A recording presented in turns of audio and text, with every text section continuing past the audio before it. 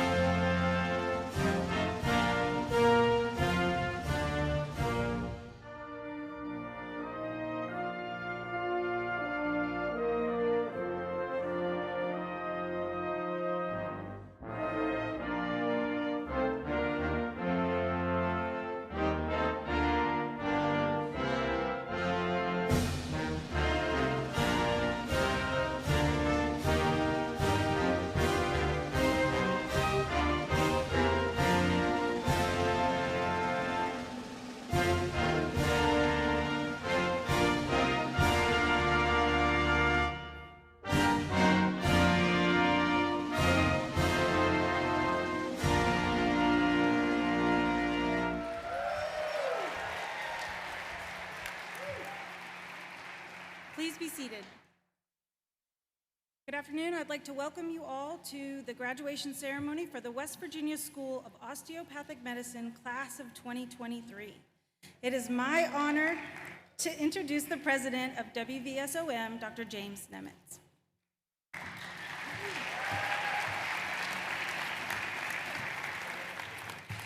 Thank you, Dr. Scopa-Kelso. Please help me to thank Jeff Bryant and the Greenbrier River Brass Assembly for the processional music today.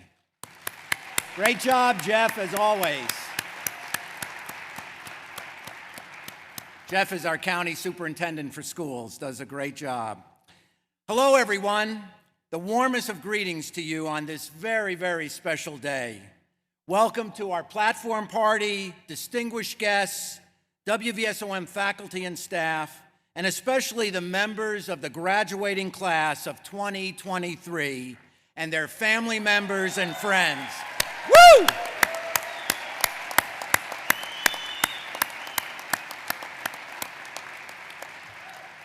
I welcome everyone who is here in person. It's great to see everyone, and those watching via the live stream to the West Virginia School of Osteopathic Medicine's 46th commencement ceremony. I hope you and your families are well and safe. Wow, what a journey it has been.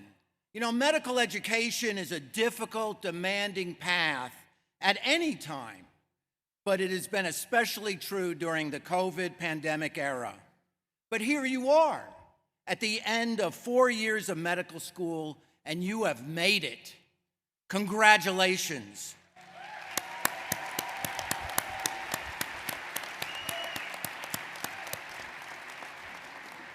Graduating from a medical school is a big deal, and even a bigger accomplishment in light of the many challenges you have faced, both individually and as a class, during these past 4 years.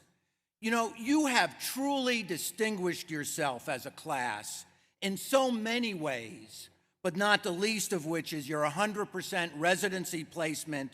All of us are so very, very proud of you.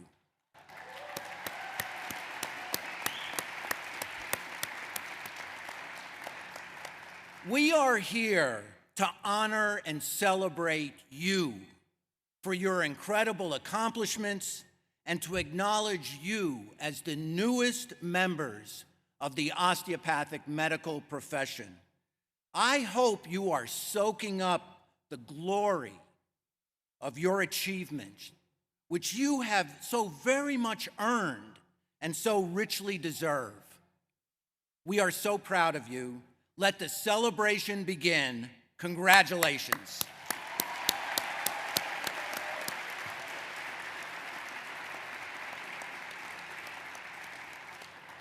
I am pleased and honored to be joined by a number of distinguished guests who are on the stage with me this morning. So if you could stand when I call your name, And if the audience could hold their applause until the end. Our keynote speaker, Robert Foster, DO. Robert Holstein, DO, class of 1979, chair of the WVSOM Board of Governors.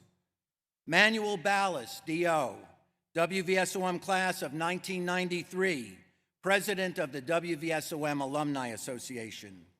Michael Antolini, DO, class of 2012, president of the West Virginia Osteopathic Medical Association. Linda Boyd, DO, WVSOM Vice President for Academic Affairs and Dean. And assisting with hooding our graduates will be Art Rubin, DO, class of 1979, Associate Dean for Predoctoral Clinical Education.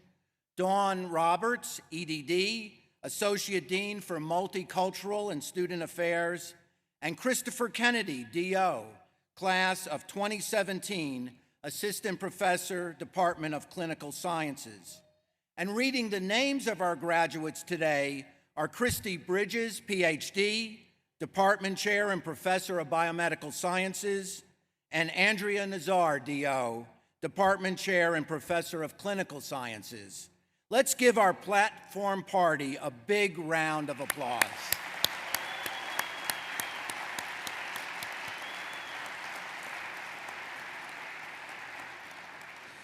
I also want to acknowledge a number of guests in the audience with us today.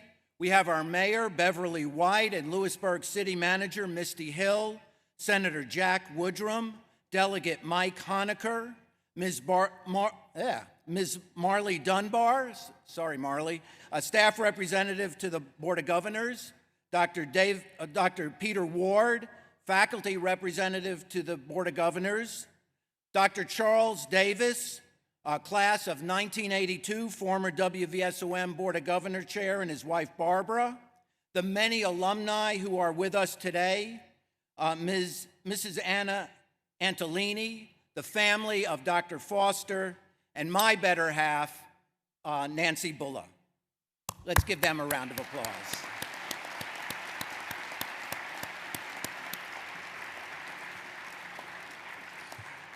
Graduates, today you are joining the ranks of the medical world as osteopathic physicians. I know you did not accomplish this incredible achievement on your own. So I would like you to acknowledge and thank those who helped you on your journey to earn your medical degree.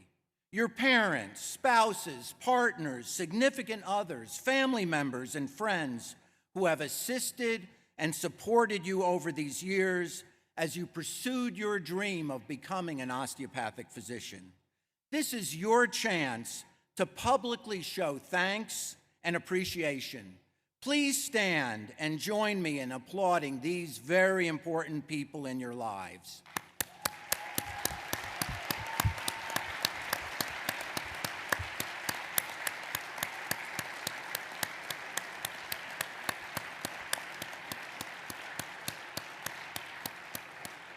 We so appreciate the support you give to our students. It makes all the difference in the world.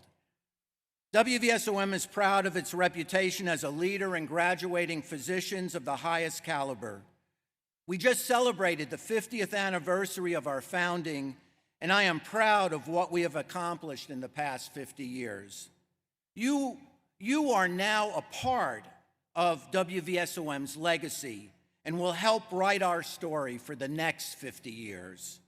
I am extremely proud of you and what you have accomplished, and I am confident that you will continue to represent yourself and WVSOM with the same level of enthusiasm, service, and professionalism that you have demonstrated over these past 4 years, and will become leaders in your areas. As you move on to the next phase of your medical career, I encourage you to remember the values and principles that brought you here. Embrace your role as a healer and continue to prioritize the well-being of your patients above all else. Remember to take care of yourself as well.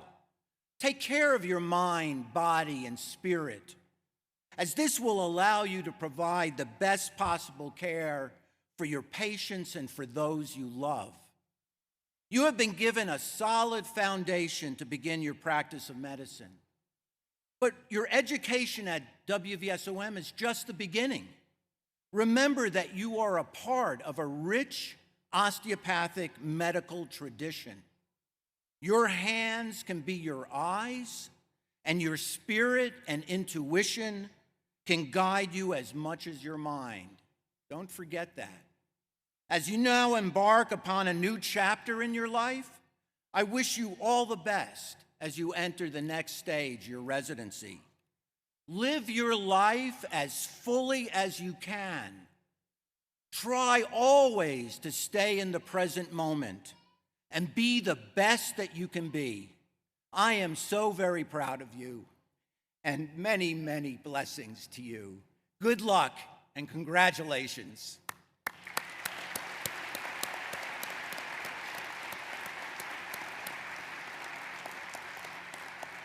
So now for our next speaker, the chair of WVSOM's Board of Governors, Dr. Bob Holstein, WVSOM class of 1979, the second graduating class of our school. Dr. Holstein.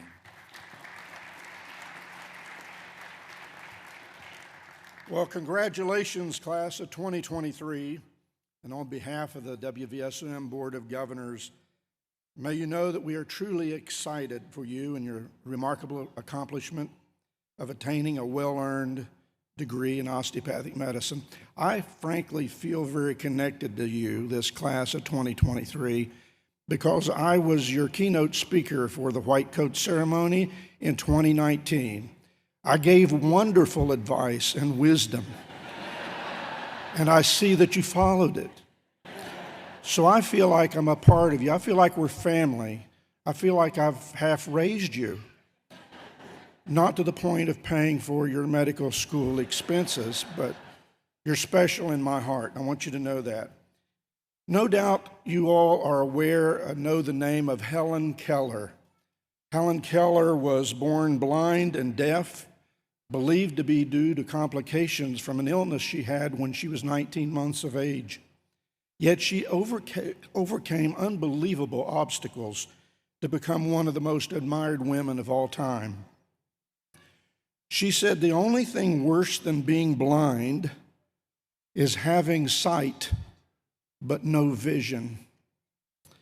I pray that each of you have the vision that osteopathic medicine affords, and that your path will be illuminated by the true light guiding you to achieve great things as you humbly serve others. May God bless you. May God bless WVSOM. Thank you.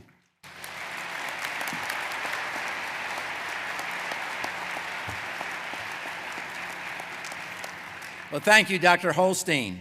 Next, I would like to invite the president of the WVSOM Alumni Association, Dr. Manuel Ballas, WVSOM class of 1993, for his welcome remarks. Dr. Ballas.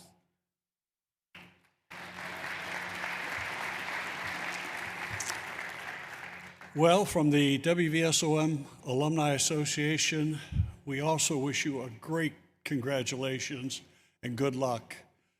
I'm going to do a little bit of a used car salesman thing here and say, don't forget us after you get out there.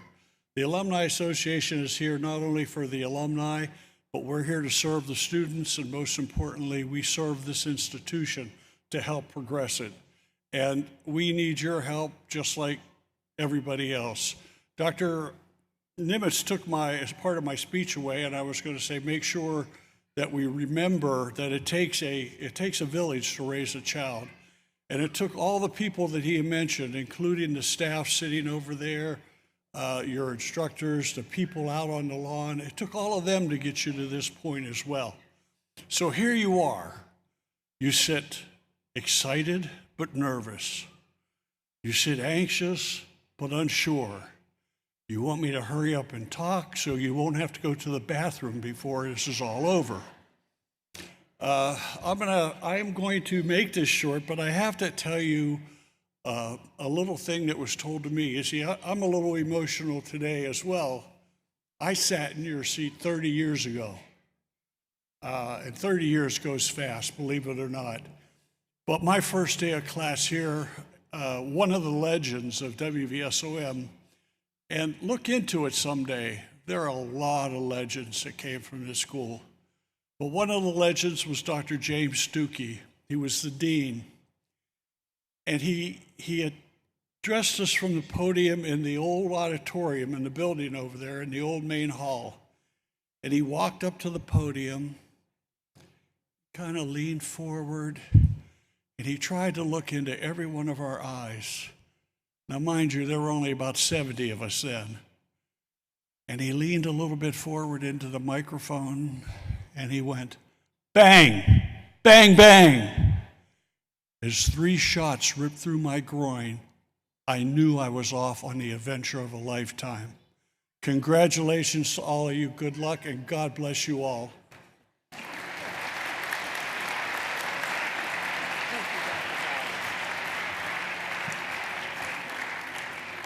Well, thank you, Dr. Ballas. Yeah, Dr. Stuckey would start off the year with that story. It was lines from one of his favorite novels.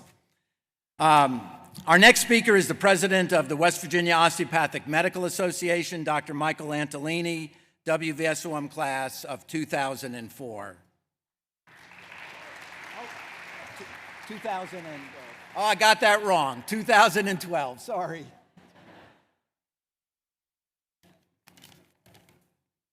What a wonderful day for this ceremony.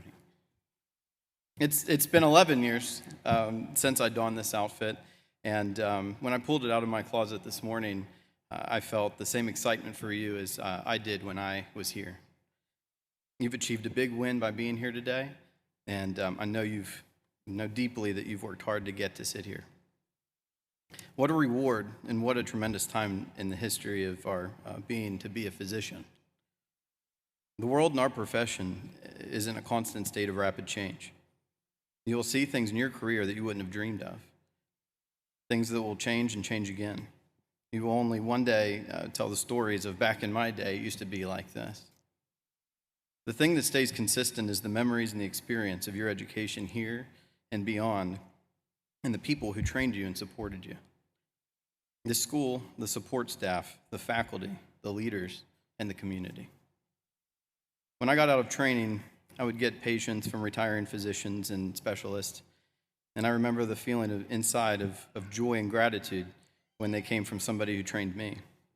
I've been doing this long enough now to start seeing the successes of students and the residents that I've trained, and I can tell you that at times like today, your successes are felt deeply by those who trained you, and we feel those feelings all over again ourselves. I hate to be the one to tell you this, but all the work that you did to get here today was just dress rehearsal. The career that you've chosen is demanding. You've done all this work, stayed up all those nights, stressed over those tests, just to do it all over again, working long hours, worrying about patients and families that are sick, negotiating with employers and insurance.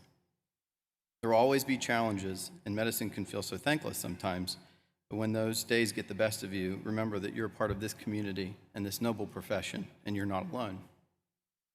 Much like in medical school, where your classes worked together to achieve the wants, needs, and service, the West Virginia Osteopathic Medical Association serves as the voice of West Virginia's osteopathic physicians and medical students, and has done so for over 100 years. In addition to providing necessary CME, our members continue to serve on numerous state and national health committees dedicated to improving the quality of care of West Virginians and the nation. The success of this depends on people like you getting involved early and often, as you are now part of that voice. My sincere hope is that you join our community, the West Virginia Osteopathic Medical Association, and have a place where you feel continued appreciation, support, and empowerment. Never miss an opportunity to lift one another up. Welcome to the club, and congratulations, class of 2023.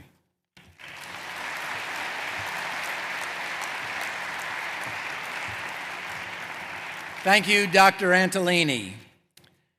Finally, I would like to acknowledge the message contained in the program from the president of the WVSOM Foundation, Mr. Dwayne Duncan, who could not be with us today. Now it is my honor to introduce our Vice President for Academic Affairs and Dean, Dr. Linda Boyd, DO, for her remarks and to introduce our keynote speaker. Dr. Boyd.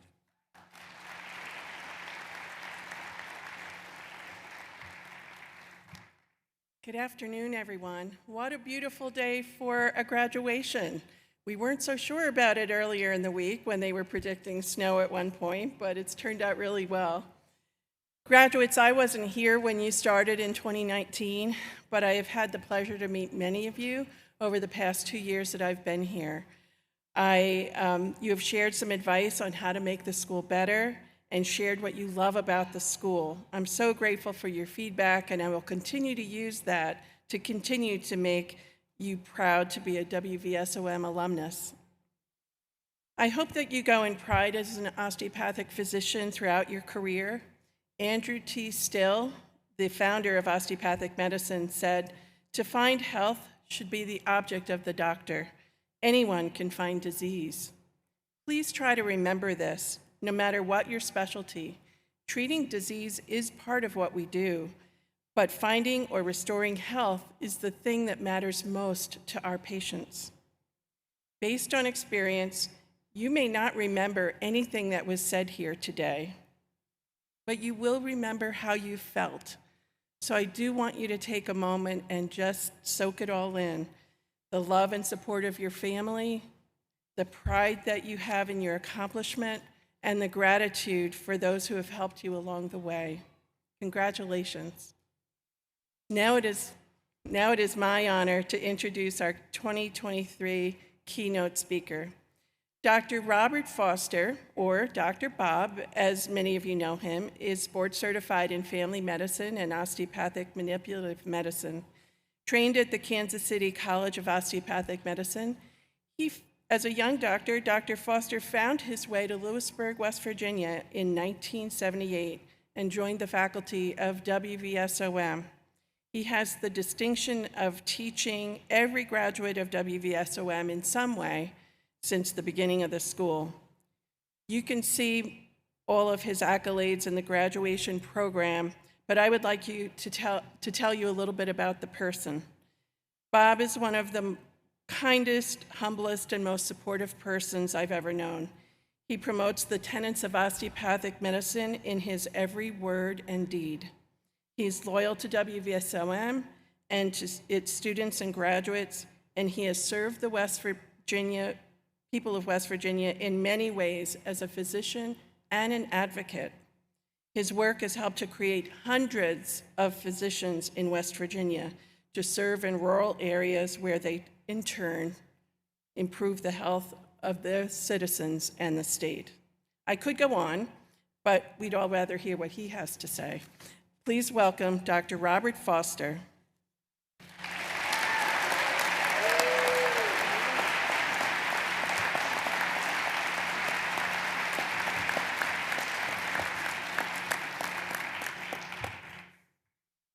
Thank you, Dr. Boyd. We are glad to have her here. The first, and I have to say, the first female dean we've had, and the most credentialed of any.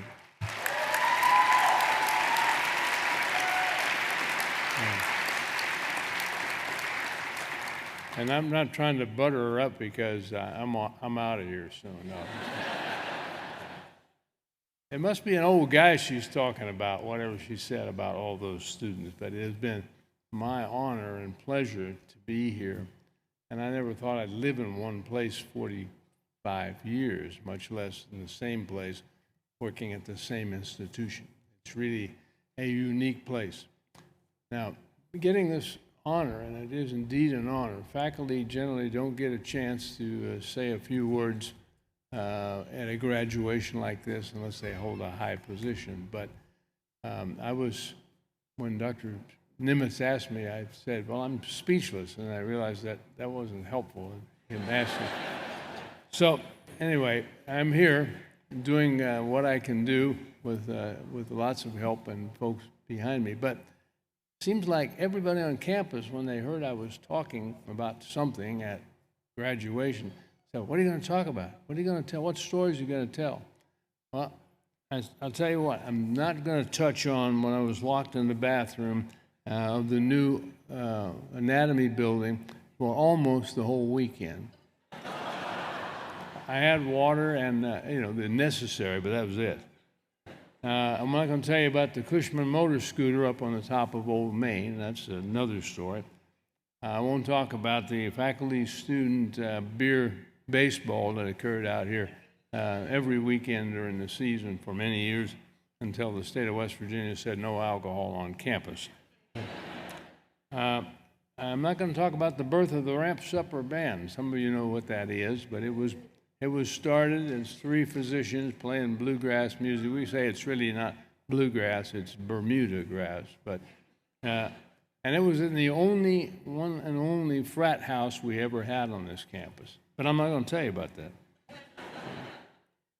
Then there was the time that I was caught in a blonde wig and wearing a strapless, evening gown borrowed from my girlfriend at that time, singing and playing on the guitar, "Mamas, don't let your babies grow up to be cowboys." But I won't mention that one either. I will mention this one briefly. We also caught the current president, who you all know, in lederhosen, playing the accordion. It's a great scene. It's one of those, I wish I had a picture. I have a picture up here, but that's not today's subject either. There's a couple others that I have to mention. The sage ceremonies that are trying to clean some of the air in some places right around here that brought in the fire department. I'm not going to talk about that because I'm not sure the statute of limitations is gone out yet. And I'm not going to talk to you about this hat. Okay, another question. I am going to talk to you about something that's very dear to my heart, though. And I labeled this Embrace Your Journey. And you've already heard the word journey used several times, at least a couple of times. This is a profession that really thrives on the journeys of humankind, of all people. Moving to West Virginia, then going to WVSOM, and now graduating, really gives you a journey. You are on a journey, whether you want it or not, whether you chose it, but you've got this opportunity to see now how it's working for you on a daily basis and how to apply it medically. We all have journeys, and they're really spiritual phenomenon. So here's about journeys, the way I look at it. Dr. Andrew Taylor Still, if you don't remember that name, we should recycle you, but we won't. He's the MD who founded osteopathic medicine back after the Civil War. And the Civil War was a bloody situation. He was there as a Civil War surgeon. He also was in the cavalry and fought with all of them in a very difficult situation. When he got out of there, he took his medicine and really felt somewhat short on tools.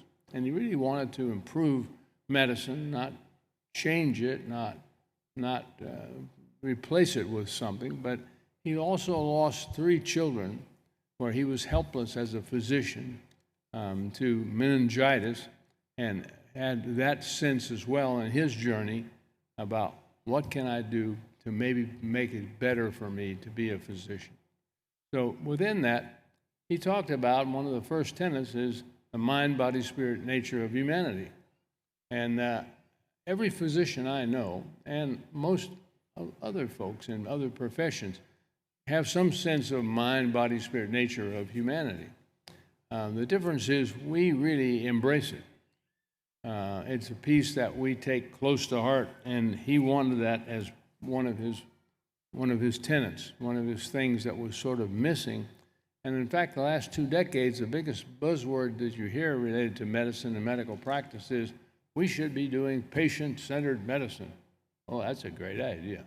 Wish I thought of it. But so that is patient-centered medicine. And how do you get there? How do you use your journey to improve that? Well, let me tell you a bit about my journey. Some of you may identify with pieces of this.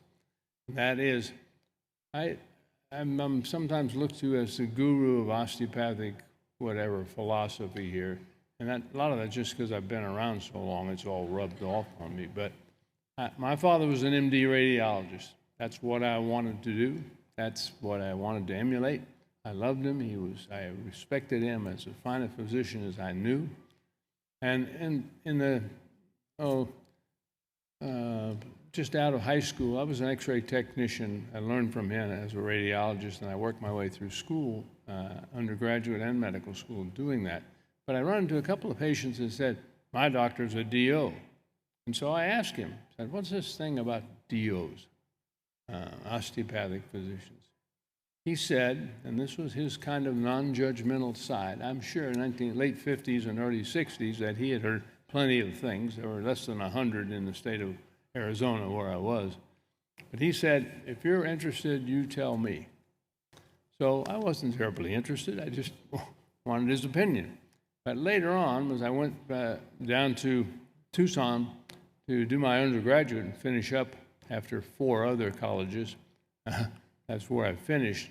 But the only job for an X-ray technician was in Tucson General Hospital, which was an osteopathic hospital, fairly exclusively osteopathic. And I wasn't sure what kind of a butcher shop I was going to, but it was a job, and I said, I'll take it. So I was there, and I watched them practice medicine. I watched them in the emergency department and watched all that. I couldn't see a whole lot of difference. I mean, they seemed to be fun to work with. They seemed to enjoy their practices, but I wouldn't say I jumped up and down and said, this is what I want to be. No, I applied to both MD and DO schools. This has got to sound familiar to a few of you. And I got in the Kansas City College of Osteopathic Medicine. I was glad to get in. I just wanted to be a doctor. I also got accepted at Kirksville, but for a year later, and I didn't know it was the mecca of osteopathy, so I'm not hanging around waiting for that blessing. So I went to Kansas City. While I was there, I thought, well, now we're going to have 3 hours of lab every afternoon. One afternoon every week for 2 years. So maybe I should pay a little attention. In fact, this might be helpful to something. Well, I'll tell you this, and you'll get it, your parents may not, but the first technique they showed in the first lab was the pedal pump. So here we are. I'm thinking, now I want to learn something. Maybe I have an extra tool. I can do some things with my hands. And then we're at the bottom of the bed going like this, shaking. So, needless to say, that sort of shot my serious interest. So I came out with knowing very little. I passed the exams, I did all that, but I didn't have any passion for using it, and I really couldn't think that that was going to go very far in helping my patients. So I went back to Tucson to practice, and while I was back there, I really started thinking about rural practice. I have a good friend that I met in the back row of the classroom on the first day of medical school. You know who's in the back row or the next to the back row. Attention deficit people who are somewhat unruly and difficult. So anyway, Dr. Bill Lemmy, I think was in the audience here. By now he may have left, and I wouldn't blame him. He and I got a great friendship. In fact, he said Bob went through medical school doing seed catalogs because I had to do something to stay awake during required 8-hour lectures every day, and in a shirt and tie. So anyway, I didn't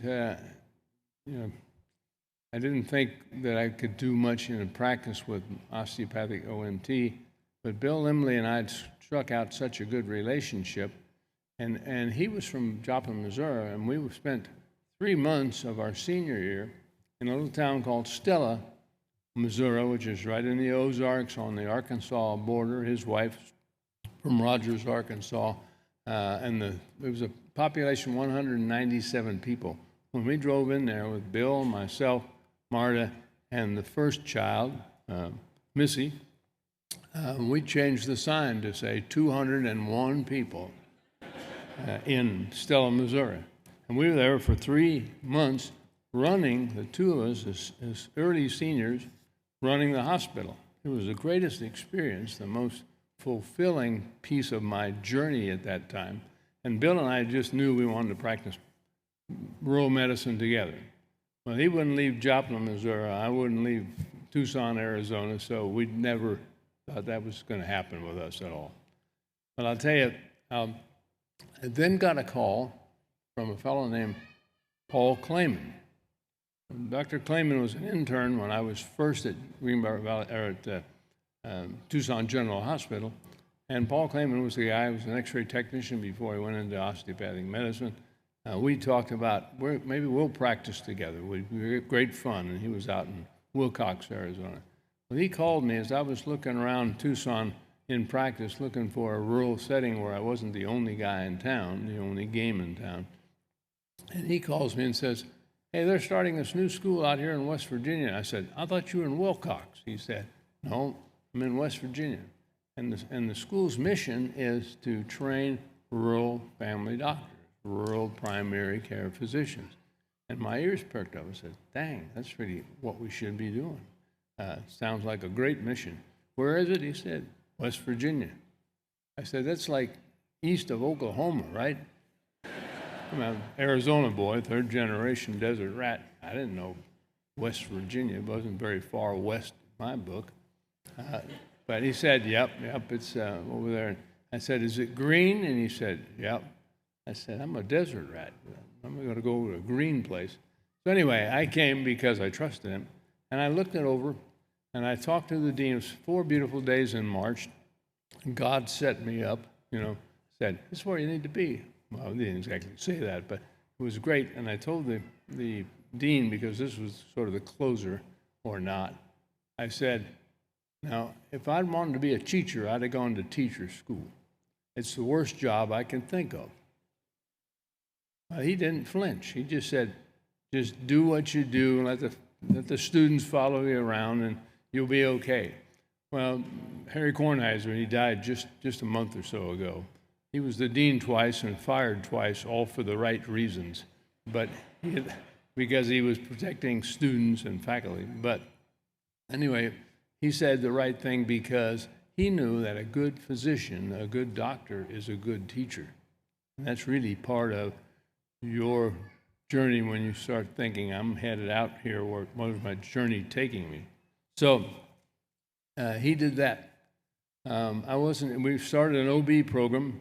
I thought I was going to come here and help things get started, but no way I'm leaving the desert permanently. So I kept my house 11 years. That's how dedicated I was to WVSOM. I might go back next year. Well, I'll see you another year. So I called up Bill Limley in Joplin, Missouri.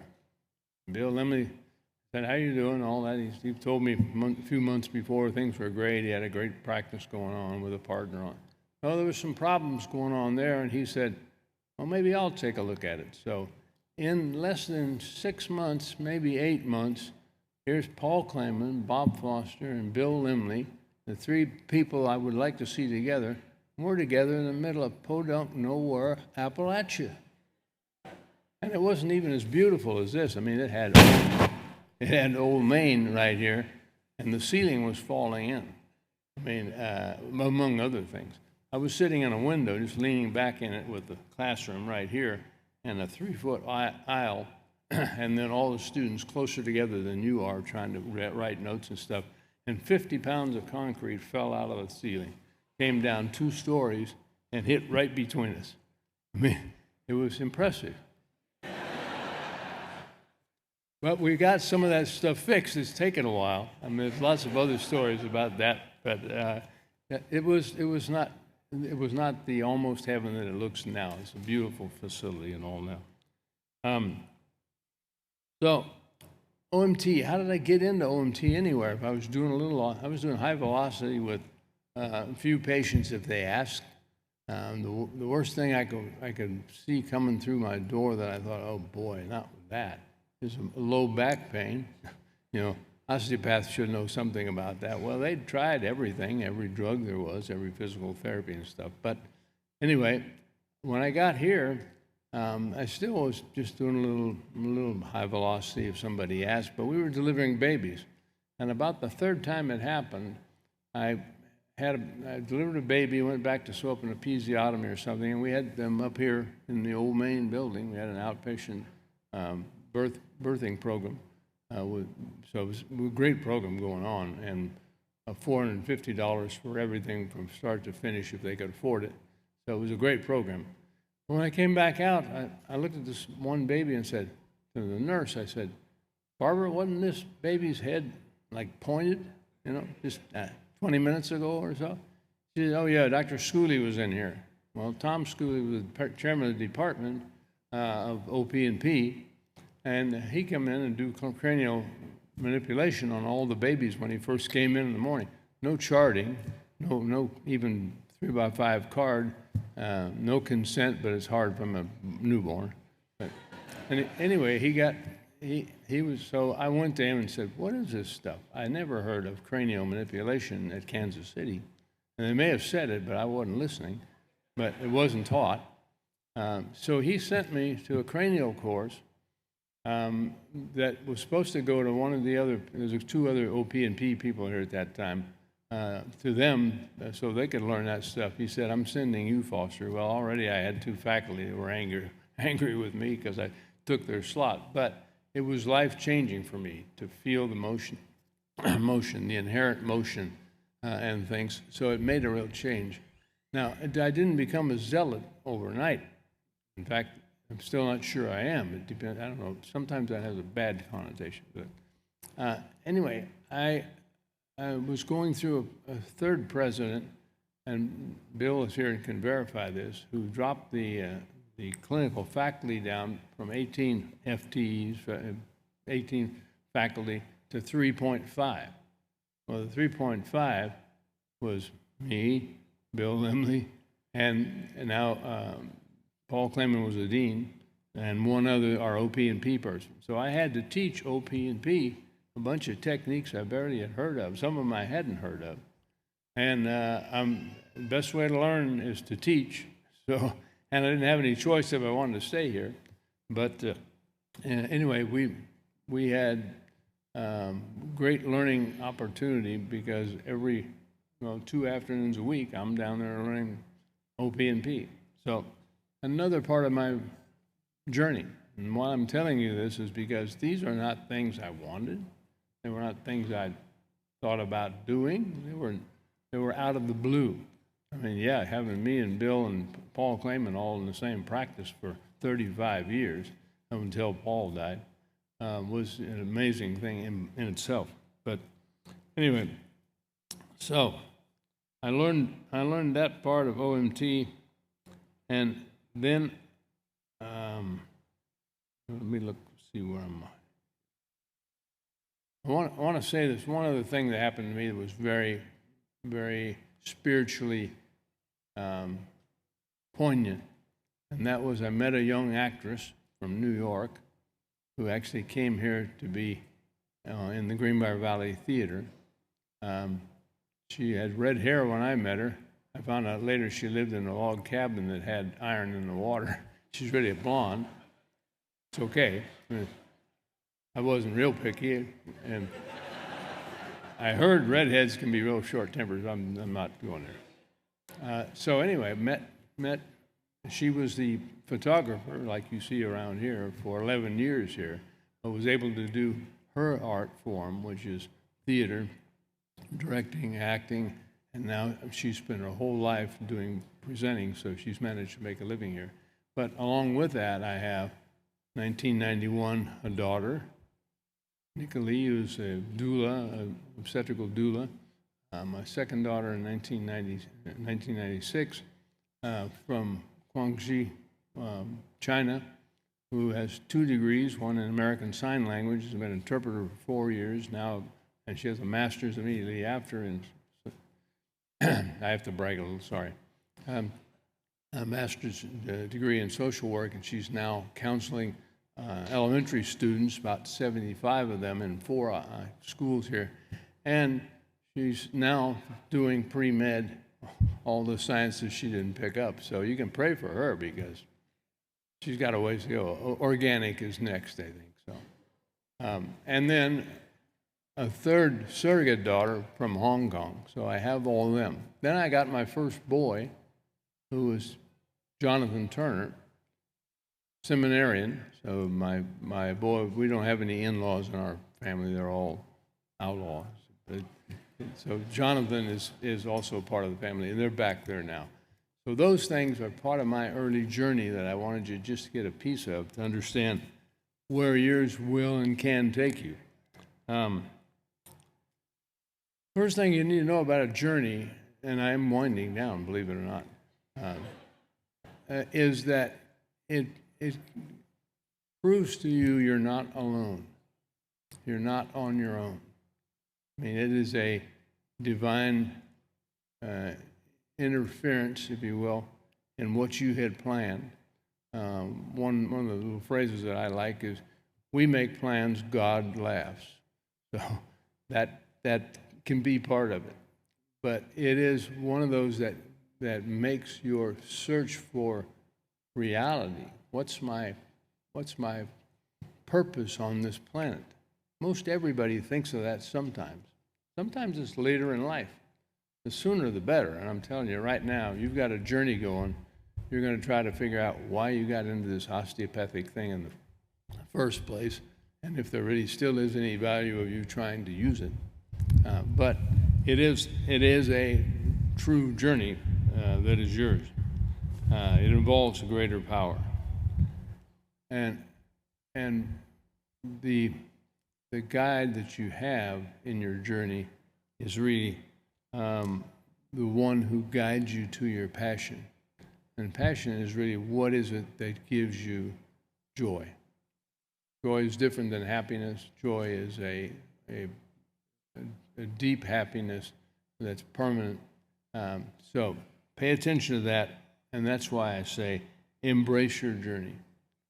So right now, you're going to walk away with your journey started. When things don't happen the way you planned them, and it's happened to all of us, some because most of us had life experience even up to now, but you are now going out and realize that now you're being helped with finding your passion, helped with finding your purpose on this planet. And it's all different. There are not two journeys alike. There are hardly any ones that are similar, but it's an important piece. Once you get that down and you understand that, I tell you, a lot of times I think, no, that's not for me. I don't know what the deal is. But I was offered the dean's job, clinical dean's job, 3 times, turned it down. And by the 4th time, I said, okay, what am I supposed to do with this? Okay, I don't want to be an administrator. It's a dirty word to faculty. Ask them. So, yeah, it's I said, well, maybe I can do a better job than the clinical dean that I had in my osteopathic medical school. The only thing I ever got out of that office, I know his name, but I've never saw him, never saw a picture of him. Don't know if he was a PhD, DO, MD, what. But I just got from, and this is being out on rotation to 140 students, like, no, Dr. So-and-so says no. So I said, yeah, I can probably do better than that.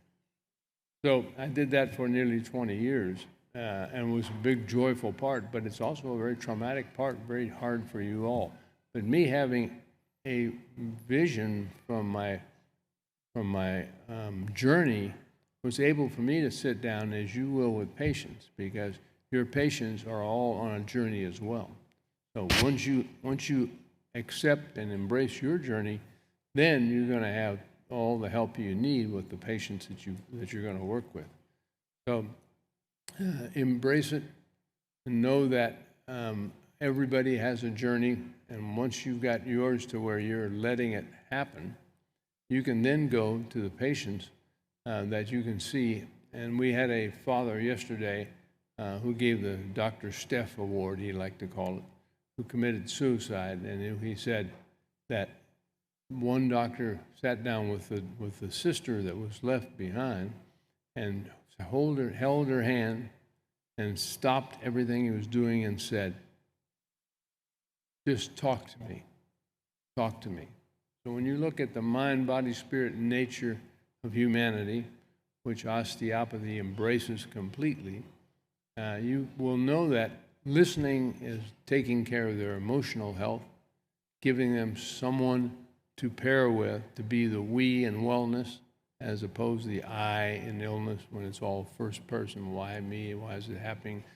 Some of you heard that in my lecture. Some of you ran it at 3 times the speed of it's okay. I'm giving you one more chance at it here now. The difference between illness and wellness. So listening and then being there to see where the I and the we is in their lives. You can help them.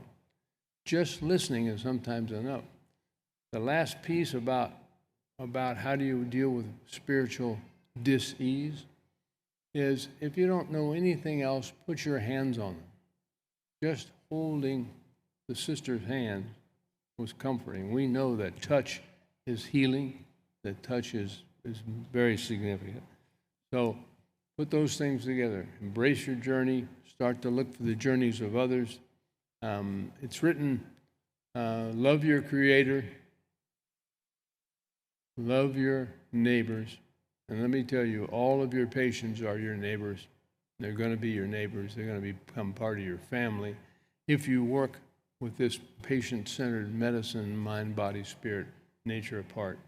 But the journey is the thing, and the thing that you really need to embrace now as you walk out the door, that every time you stop and say, boy, I don't know what to do, I think I'll just throw some steroids at it. Remember, steroids don't help the self-healing properties. You know, homeostasis, you shut down the adrenals, you're not, okay, you're getting some temporarily. So fever is a friend, remember that too. That's one of the other tenets. I'm not going into it, one's enough. So use your osteopathic stuff, and if you don't know anything else, put a hand on them, and maybe eventually you'll learn how to actually treat some things that may be very helpful. You are now the family of, I forgot to throw this in. I often say DO stands for Divine Orchestration. Okay? It is really what's happening in our lives. You can ignore it, you can run your head against the wall, you can but it is what we have to do. And just use that as your mantra. If someone says, what's a DO? You can say, Divine Orchestration. I can tell you, Bill Limley will tell you this too, that our class in Kansas City, really, there were enough of them there that didn't want to be DOs, but they wanted to be doctors. We wrote to the AOA in 1972 or so and said, could you change the name of the degree to Doctor of Osteopathic Medicine, DOM. And the AOA sent back an official letter. I can't tell you what position or level, but it said, no, we can't do that. And by the way, DOM would make them think of dirty old men. True statement. Bill will back me up on that. And actually, at that time, there were 5% females when we went to medical school. In MD and DO schools, 5%. 140 students, 7 females. I respect those ladies. They went through hell, and they got it. So anyway, now doctors of osteopathic medicine, but they didn't make it so you would think of anything else. I wanted to tell you about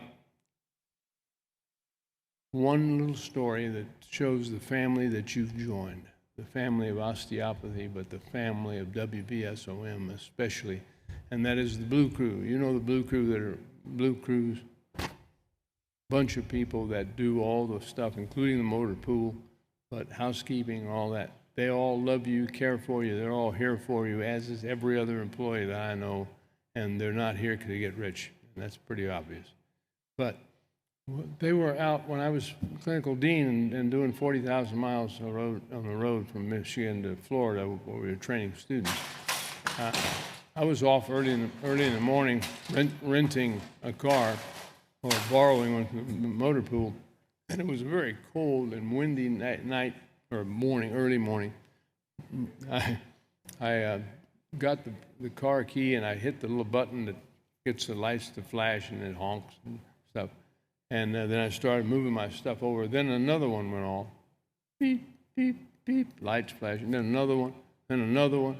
Now I have about 8 cars all going beep, beep, beep, lights on. I'm thinking, what did this thing do? I'm pushing all the... And then I thought, oh, those guys are in here. So I looked up in the window, and there they all are with a little thing. So that's the family you've joined. A little crazy, but it showed that they loved, cared. They saw me going off. They wanted to send me off with, hey, we're watching for you. We're looking out for you. So that's the last. That one thing just is what this profession is about. When you go anywhere, you find a deal that will help you get whatever you need to get to the next place. I want to say that someone did ask me, are you going to wear your hat while you do this thing? And I said, is that a real question? But I will say, and the story of this hat, you'll have to hang around longer.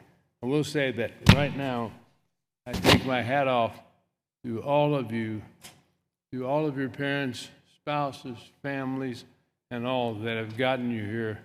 And all your hard work, but all of their hard work, I would not want to be the spouse of a medical student. Bad, bad deal. So I take my hat off to all of you. Thank you very much.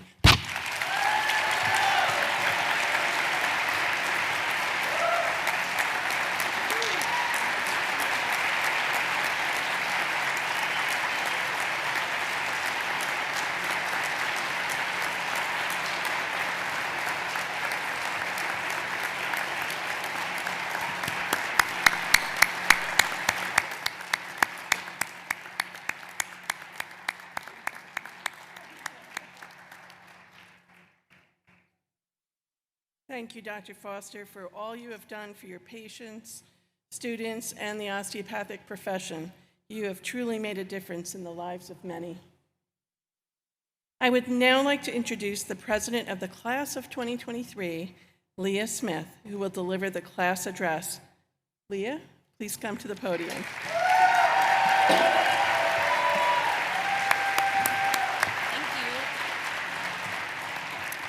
Hello, Dr. Nemitz, Dr. Boyd, faculty, staff, family, friends, and my fellow graduates. Good afternoon and welcome. It is an honor to stand before each of you and address the class of 2023. I'm not sure whose idea it was for me to follow Dr. Foster, but hopefully I can live up to his wonderful speech, but it might be just a tad shorter because I don't have nearly as much knowledge or wisdom to offer you guys. I can't believe we're already here, about to walk across the stage and head into the next phase of our lives and careers as physicians. It seems like not that long ago we were arriving for orientation to prepare us for the next 4 years and beyond. No sooner had we become acclimated to this new environment, a global pandemic changed our education as we knew it. Our time here has been extremely different from those before us, yet we have continued to learn efficiently at each stage of our training. Not only did the pandemic change our process to become physicians, but it has also affected the way we will practice medicine throughout the course of our careers. We've only finished a small part of this journey, but we should be incredibly proud of how far we have come. Every lecture, anatomy and OPP lab, exam, clinical rotation, and long night of studying has led us to this exact moment. Additionally, let us not forget everyone surrounding us today. We wouldn't be here without each of you supporting us along the way. Medical school is tough. Throughout the past few years, many of us have lost someone close or missed out on major life events. Yet we continue to prioritize our education to help others. In this field, there is frequently a mindset that we must do everything for our patients, including putting their own needs ahead of our own. I'm starting to realize that our needs are equally as important. Many years of schooling and training go into creating empathetic and confident physicians, but to do the job we are trained for and to do it well, we must also focus on being our best selves. In just under 2 months, we will begin a lengthy career of caring for patients. I ask that you remember to take care of yourself, lean on your co-residents, and take a break when you're able. The class of 2023 had the most successful match day in the past 5 years, with 100% placement into a residency program.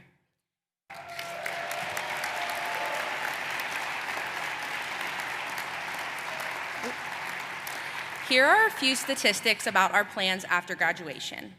Out of 177 students, 60% are entering the field of primary care.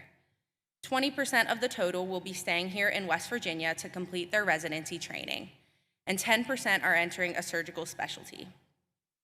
I am continuously amazed by the accomplishments of our class and know you will all be wonderful representatives of our school and the field of osteopathic medicine. I commend each of you for making it to this point. We as a class have endured both internal and external struggles throughout the past 4 years, and I have no doubt that we will continue to persevere and handle them with grace in this new and exciting stage of life. I've been proud to call you my peers while here at WVSOM, and am excited to have you as colleagues from this day forward. It has been an honor to serve as the class president for the past 2 years and work closely with the administration and this brilliant class. Congratulations to the 177 new doctors in the class of 2023. We made it.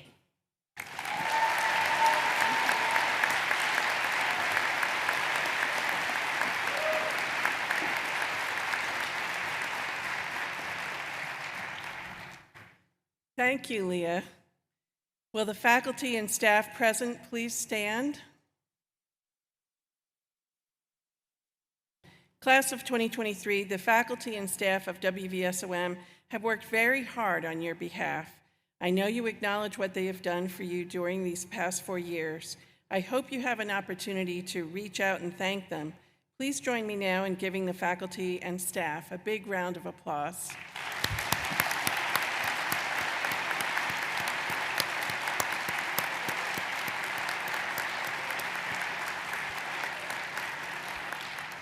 Everybody here wishes the best for you, and we are very proud of you. I would be also remiss if I did not recognize several very important groups of people without whom this morning's ceremony would not be possible. Their work and preparation put forth on countless tasks have made this morning's celebration a success, this afternoon's celebration. Everyone, please join me in thanking our maintenance and ground crew, our housekeeping staff, the media services, audiovisual production, marketing and communications, IT department, president's and dean's office staff, the Office of Student Affairs, the OCAFE staff, and all of the other staff members who have helped to put this event together. I also would like to thank our state police who are providing security for this event and keeping us safe. Thank you for everyone who has made this event possible. Will the graduating class please rise?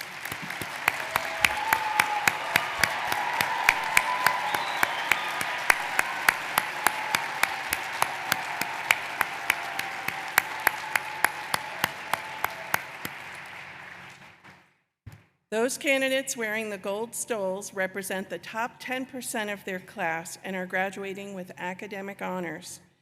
Dr. Nimitz, the men and women standing before you have fulfilled all of the requirements as prescribed by the American Osteopathic Association, the West Virginia School of Osteopathic Medicine Board of Governors, and by the faculty of our school. I therefore present them to you for conferring the degree. Woo!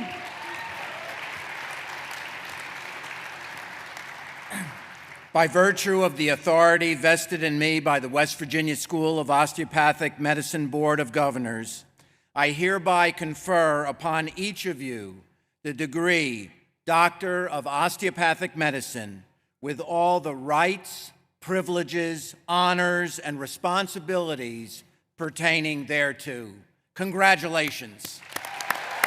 Woo!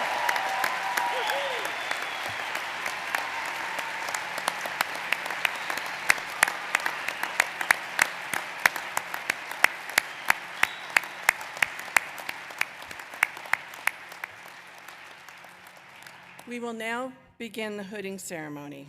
Will the first row of graduates please approach the stage to be recognized?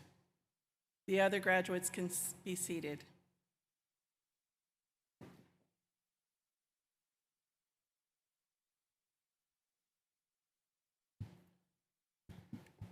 Should we move this book? Yes. Yes.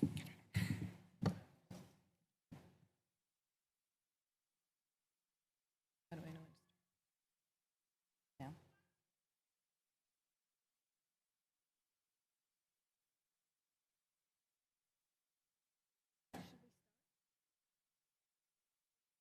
You ready? Dr. Chase Adams will be hooded by Dr. Brigham Adams.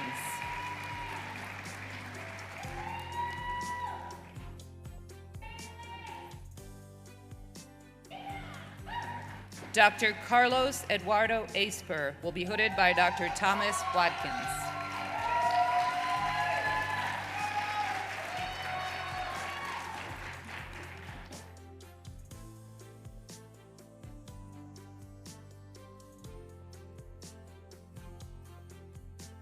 Dr. Abdul Al-Halak will be hooded by Dr. Abdul Tarabishi.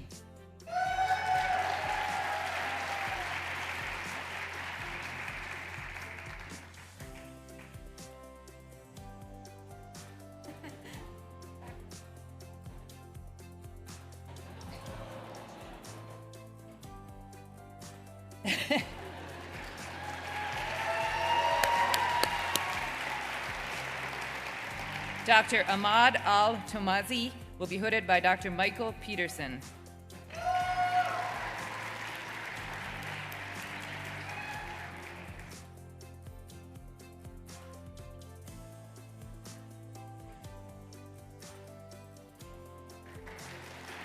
Dr. Christopher Anderson will be hooded by Dr. Jocelyn Mann.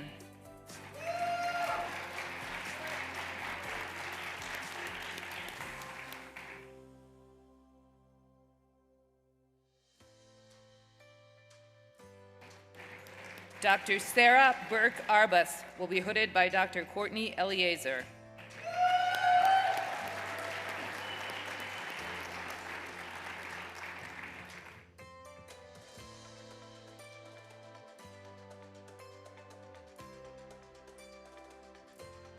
Dr. Elizabeth Aronica will be hooded by Dr. Charles Aronica.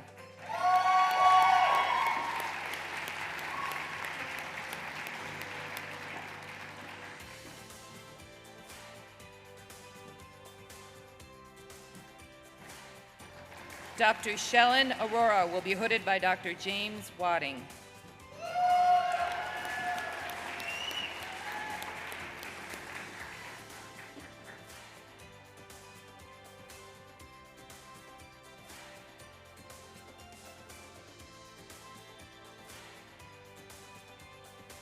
Dr. Alexandria Arthur will be hooded by Dr. Hilary Hamrick.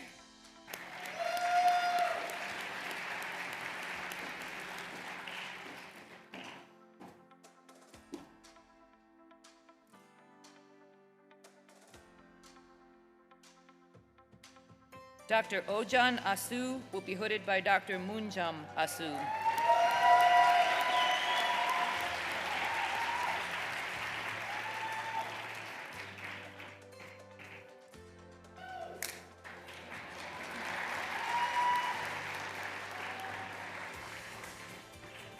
Dr. Rabia Asim will be hooded by Dr. Michael Peterson.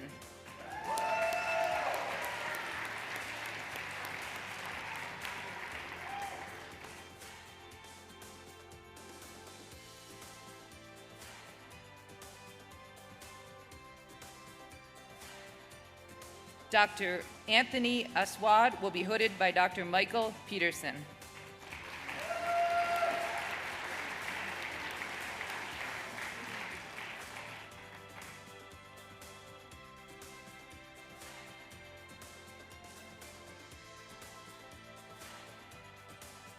Dr. Ryan Bailey will be hooded by Dr. Doug Minix.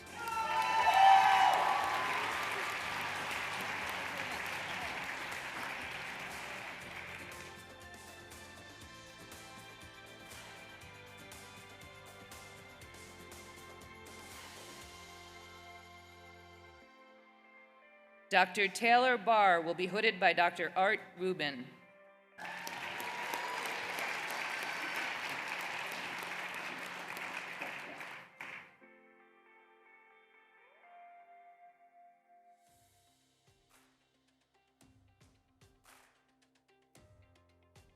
Dr. Lucas Betterton will be hooded by Dr. Hillary Hamrick.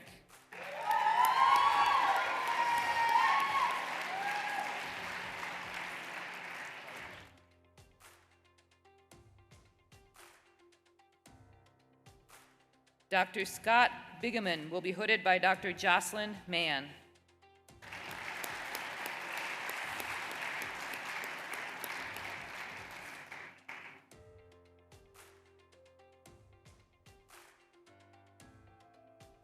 Dr. Zachary Bloom will be hooded by Dr. Neil Bloom.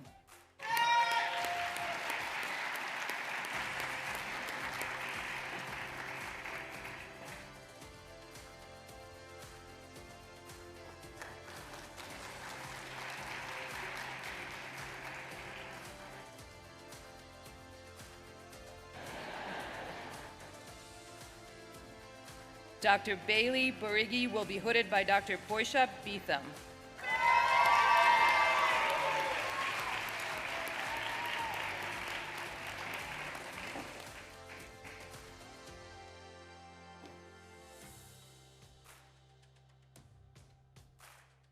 Dr. Cameron James Brown will be hooded by Dr. James Wadding.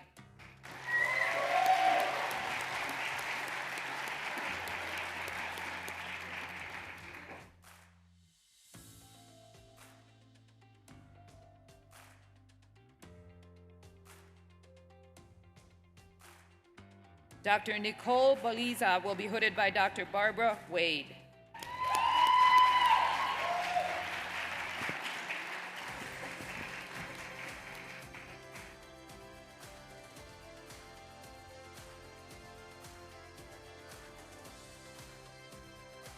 Dr. Rex Birkeland will be hooded by Dr. John Dumont.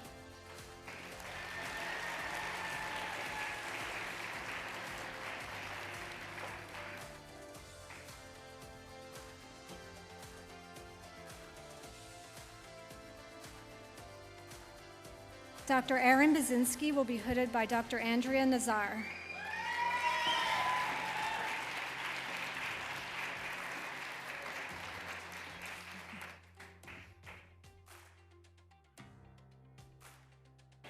Dr. Alex Kaplan will be hooded by Dr. Marla Heller.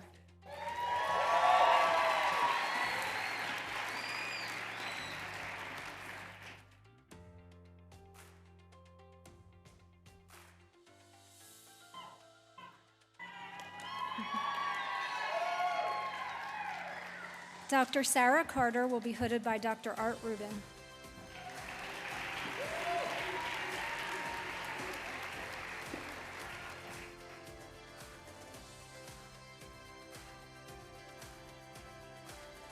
Dr. Andrew Castagna will be hooded by Dr. Emily Castagna.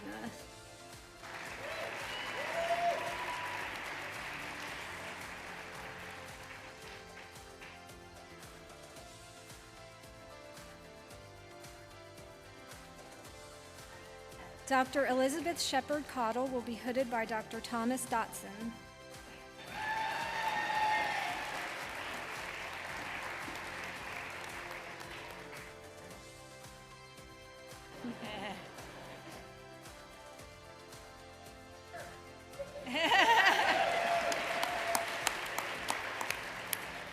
Dr. Connor Chapman will be hooded by Dr. Art Rubin.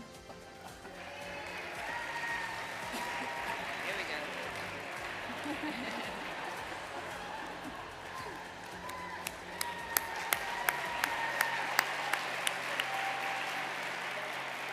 Dr. Caroline Chen will be hooded by Dr. Michael Peterson.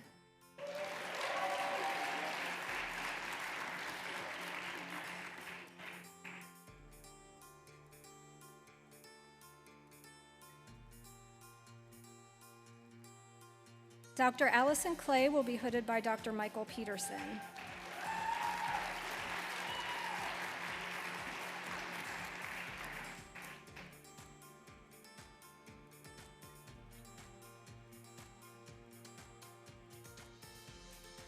Dr. Abigail Cole will be hooded by Dr. Michael Peterson.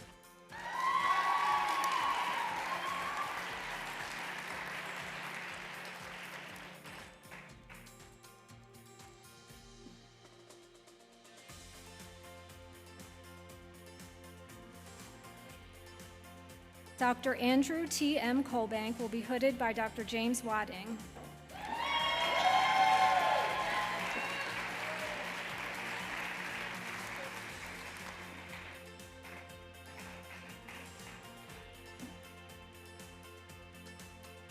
Dr. Carolyn Cook, Dr. Carolyn Cook will be hooded by Dr. Jordan Beckett.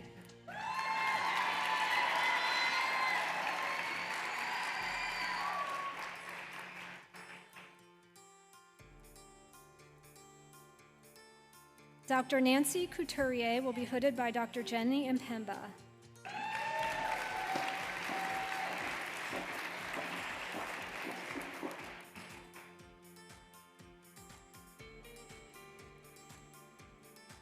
Dr. Morgan Cox will be hooded by Dr. Michael Peterson.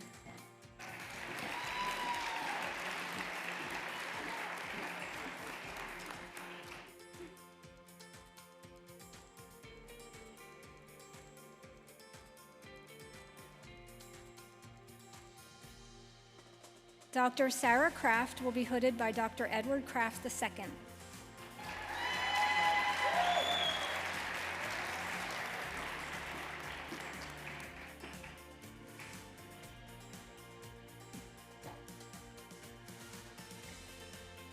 Dr. Haley Craig Kovach will be hooded by Dr. Lucas Goodwin.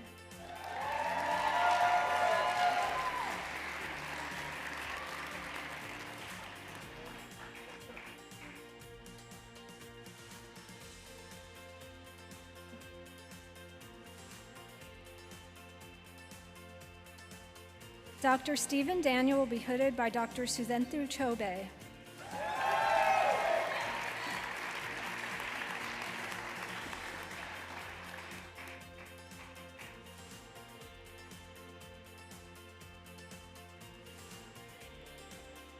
Dr. Victoria Deal will be hooded by Dr. Michael Peterson.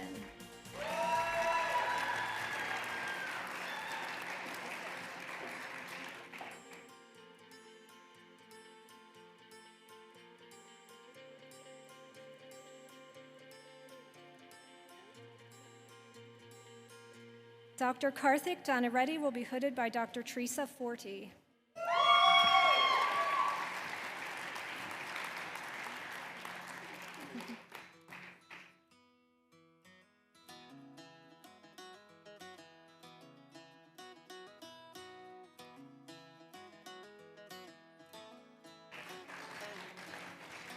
Dr. Nithi Theman will be hooded by Dr. Ethan Goldshen.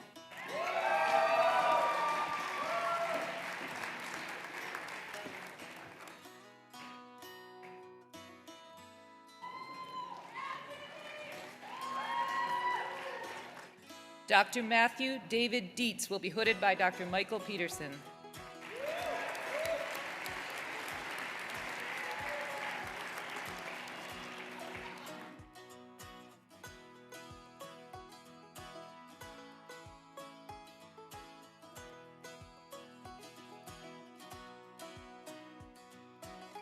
Dr. Brady Dion will be hooded by Dr. Michael Peterson.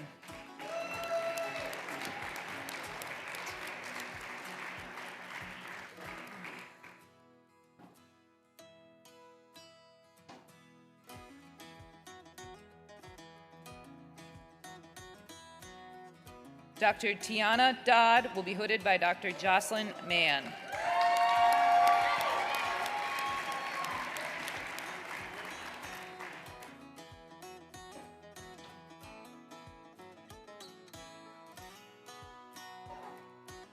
Dr. Stephen Drosky will be hooded by Dr. Martine Backenstoss.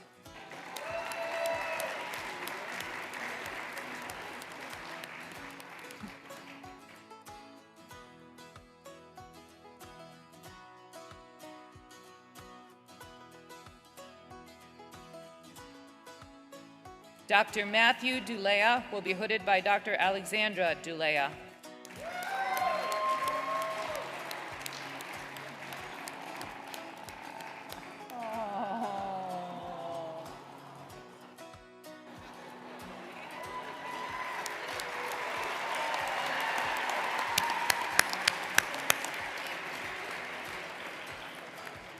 Dr. Blaine Eggemeyer will be hooded by Dr. Marla Haller.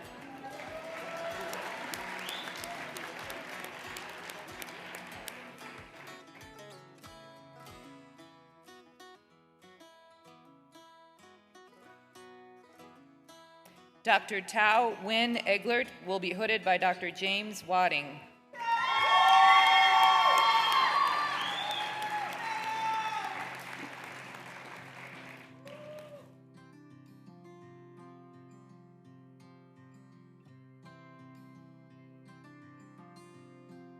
Dr. Paige Evans will be hooded by Dr. Brian Saraceno.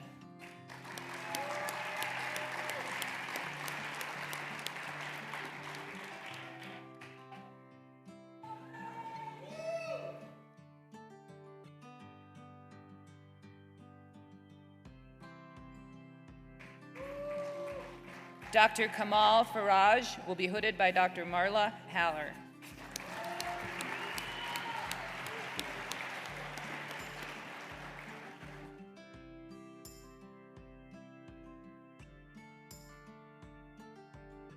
Dr. Shabir Yawar Ferdows will be hooded by Dr. Kate Mueller.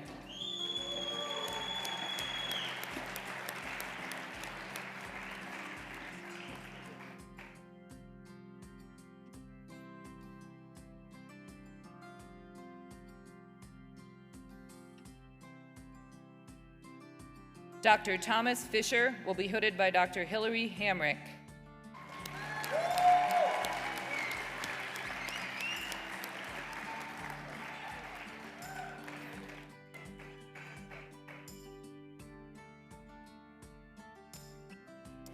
Dr. Christopher Flynn will be hooded by Dr. Jocelyn Mann.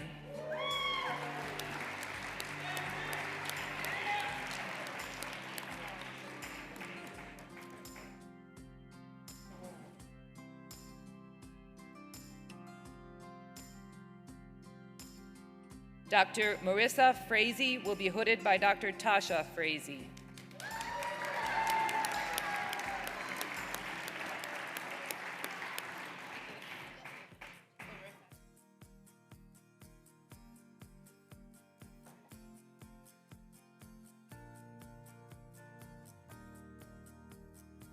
Dr. Brandon Friedman will be hooded by Dr. Natella Friedman.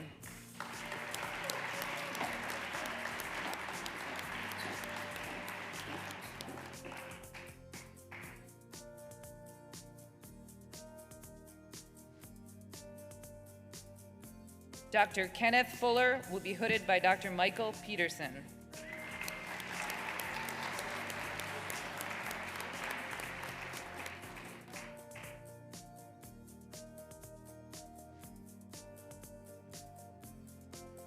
Dr. Andrea Garrison will be hooded by Dr. Hillary Hamrick.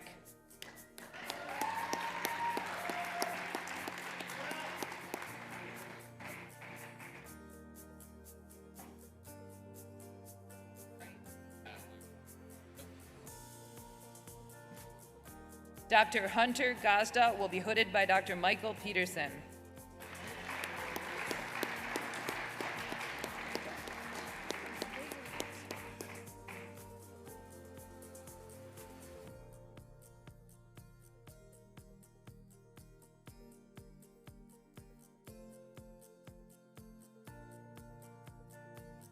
Dr. Brian Goldstein will be hooded by Dr. Michael Peterson.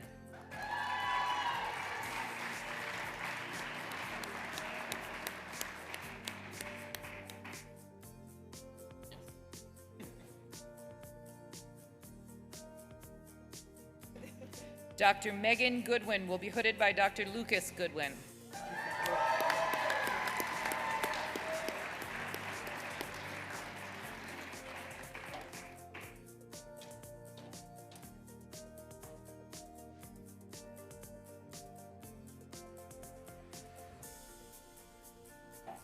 Dr. Seth Graham will be hooded by Dr. Hillary Hamrick.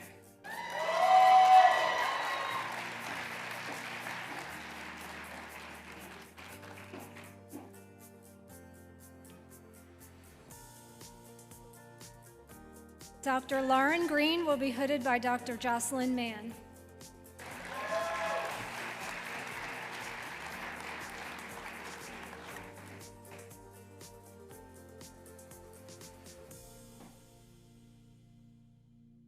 Dr. Austin Grieg will be hooded by Dr. Malcolm Brown.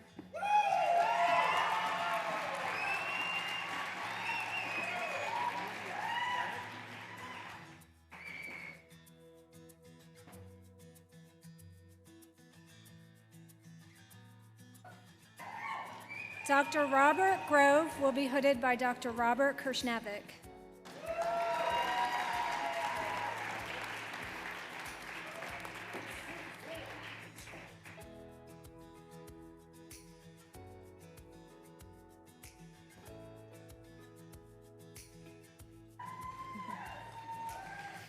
Dr. Sidney Galtieri will be hooded by Dr. Kyle Plush.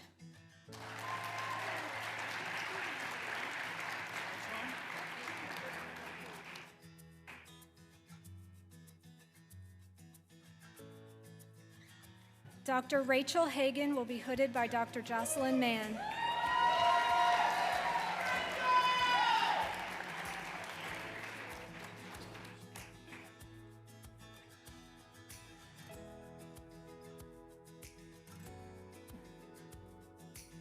Dr. Jeffrey Hall will be hooded by Dr. Michael Peterson.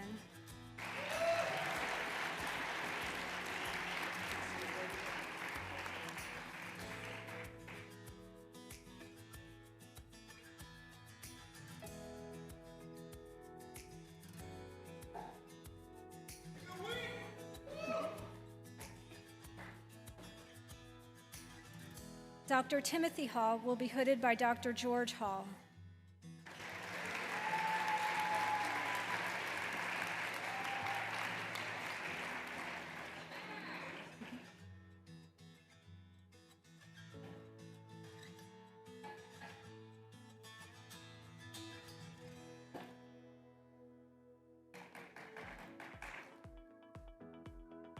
Dr. Charles Michael Harlow will be hooded by Dr. Leslie Joy Romero.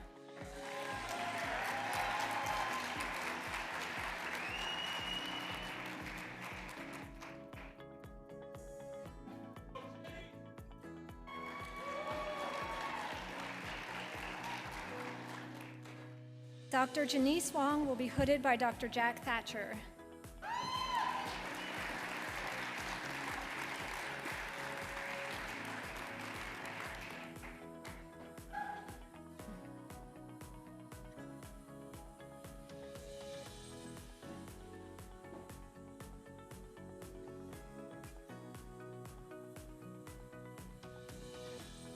Dr. Nanthony Mariam Isaac will be hooded by Dr. Michael Peterson.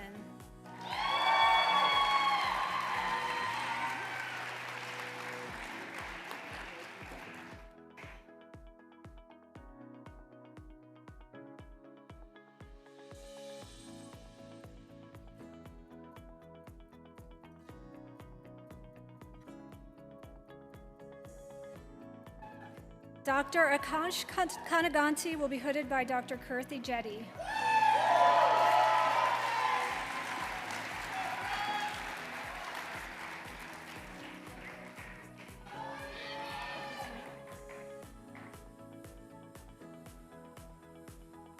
Dr. Shermis Dakar will be hooded by Dr. Michael Peterson.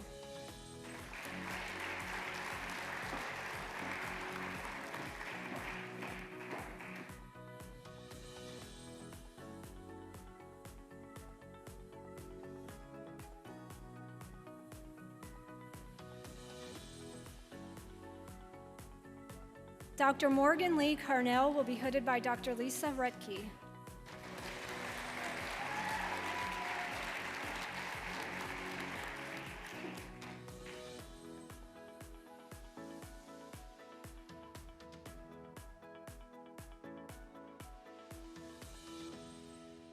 Dr. Ferris Kasem will be hooded by Dr. Michael Peterson.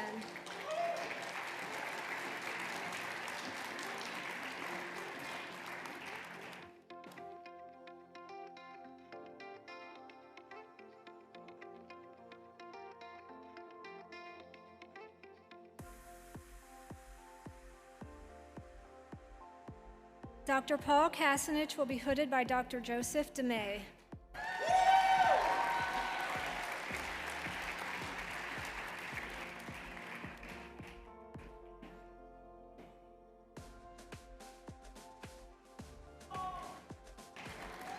Dr. Jordan Katz will be hooded by Dr. Marla Haller.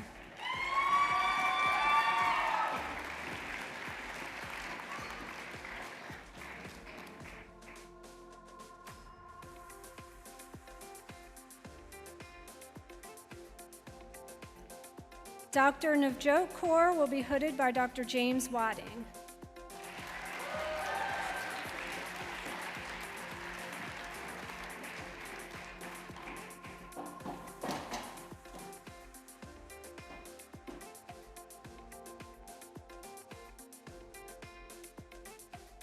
Dr. Savannah Keffer will be hooded by Dr. Scott Keffer.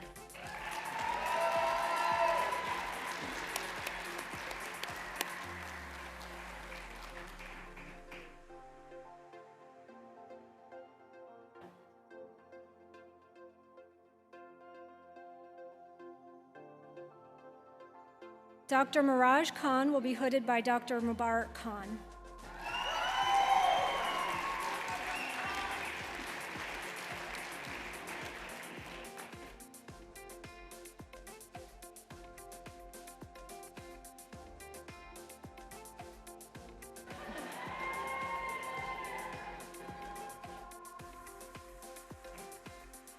Dr. Ryan Kidd will be hooded by Dr. Haley Wilson.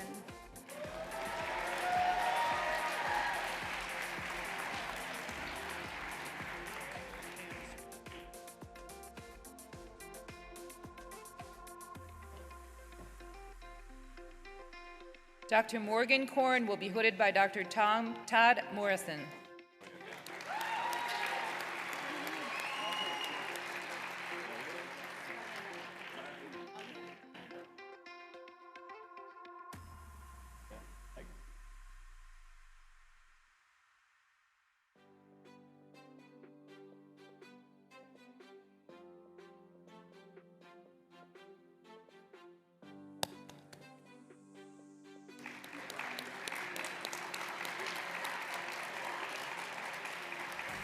Dr. Jennifer Koski will be hooded by Dr. Portia Beetham.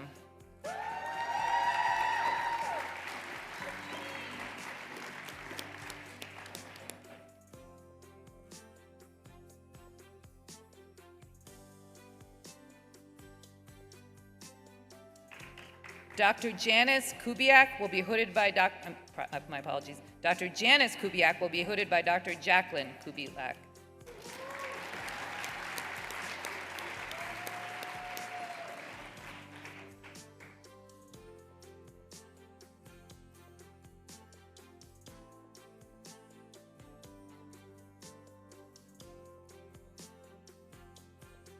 Dr. Aishwarya Kumar will be hooded by Dr. Visinyanya Tang Awelu.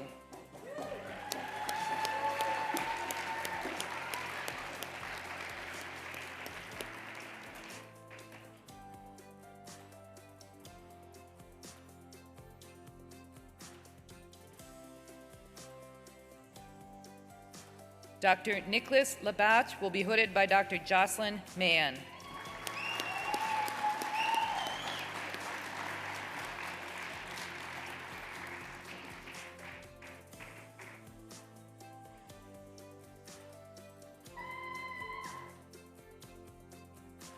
Dr. Peter Leichner will be hooded by Dr. Edward Leichner.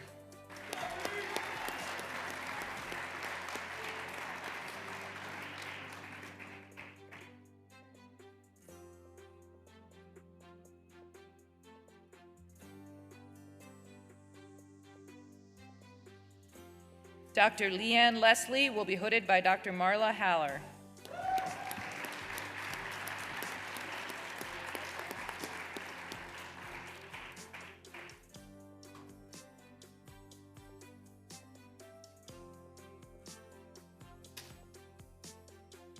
Dr. Wea Tan Ling will be hooded by Dr. Jocelyn Mann.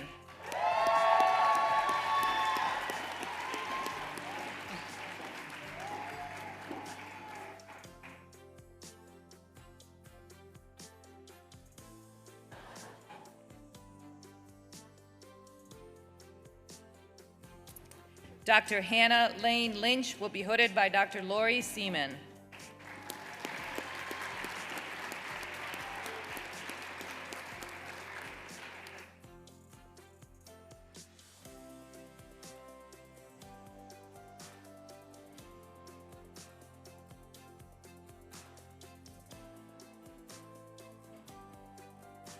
Dr. Nicholas Eli Maloff will be hooded by Dr. Melody Rodarte.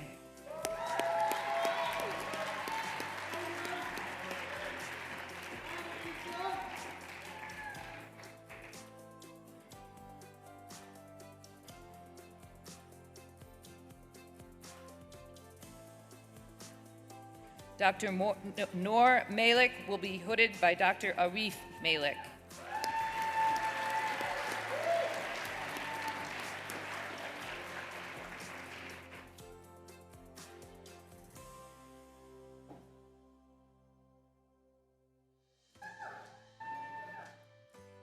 Dr. Connor McKinney will be hooded by Dr. Jonathan Mitchell.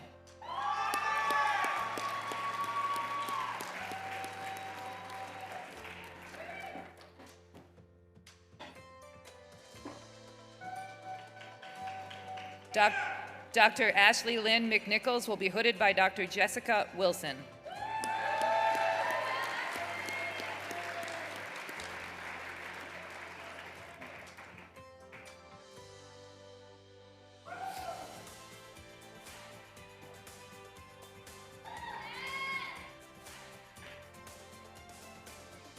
Dr. John McNichol will be hooded by Dr. Marla Haller.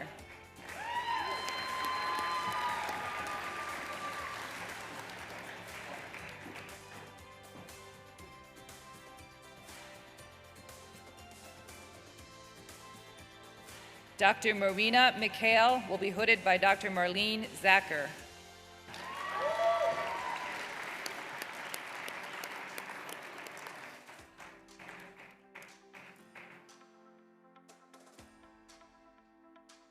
Dr. Andrew Metz will be hooded by Dr. Marla Haller.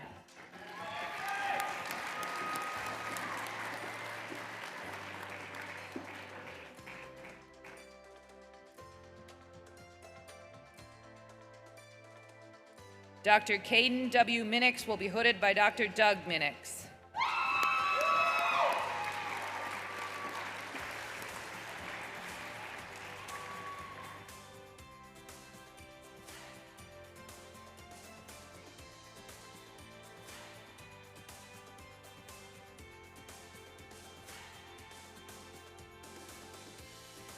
Dr. Shannon Miziak will be hooded by Dr. Lauren M. Huick.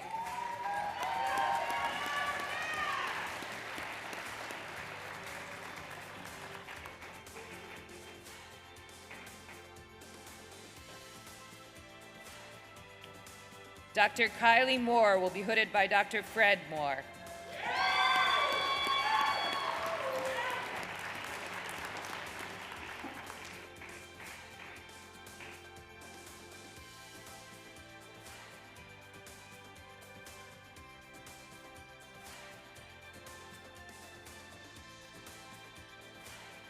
Dr. Jack Moy will be hooded by Dr. Dina Barnaby.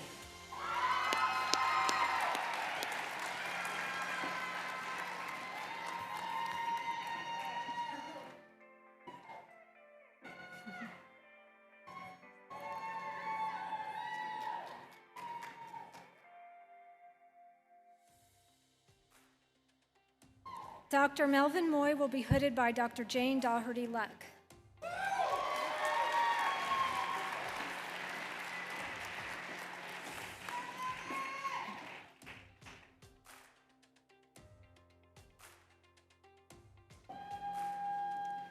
Dr. Ryan Murphy will be hooded by Dr. Anand Mahajan.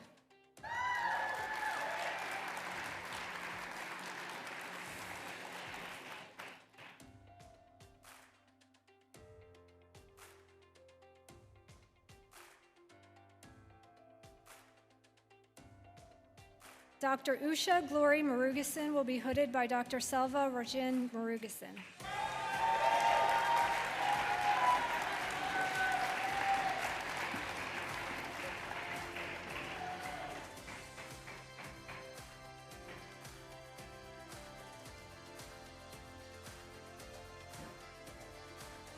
Dr. Hassan Yusuf Muzaffar will be hooded by Dr. Rothmith Muzaffar.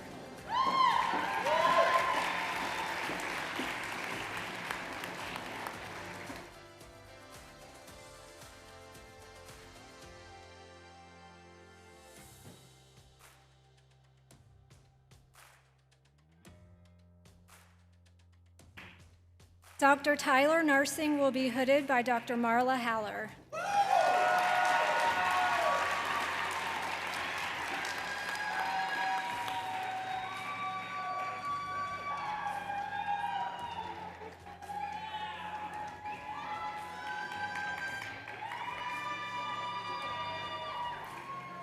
Dr. Samantha Newman will be hooded by Dr. Brooke Newman.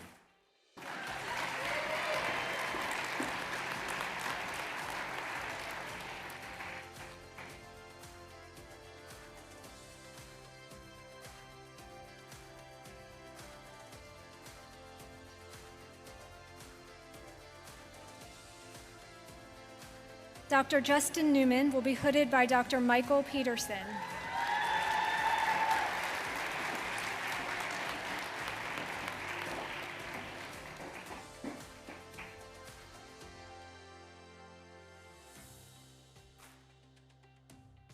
Dr. Eric Nicolau will be hooded by Dr. Philip Kukab.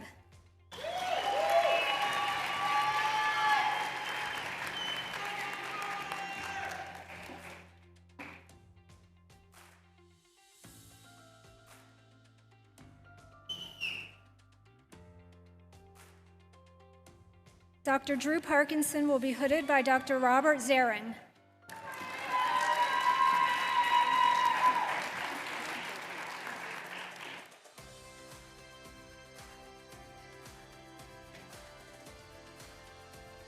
Dr. Annalyn Pincala will be hooded by Dr. Sarah McGuire.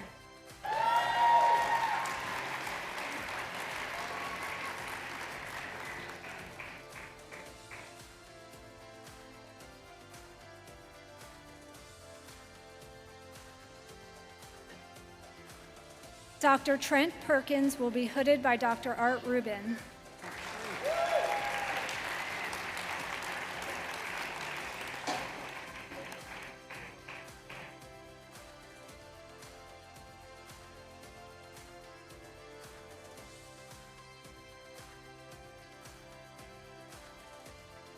Dr. Victoria Peruski will be hooded by Dr. Catherine Calloway.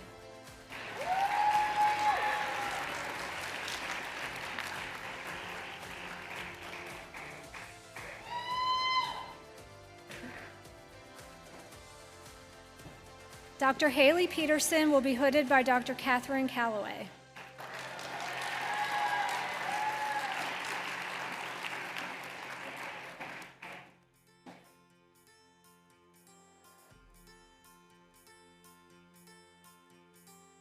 Dr. Sean Plyler will be hooded by Dr. Jessica Smith Kelly.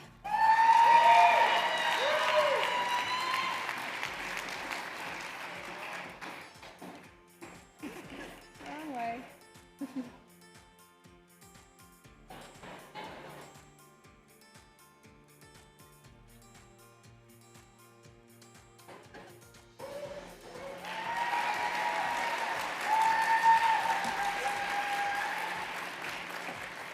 Dr. Justin Poth will be hooded by Dr. Michael E. Poth.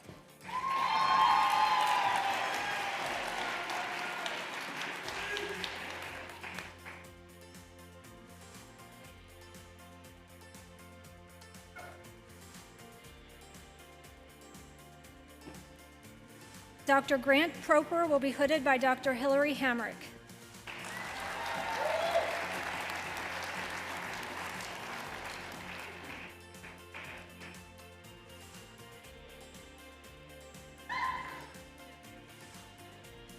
Dr. Ibrahim Rababa will be hooded by Dr. Catherine Calloway.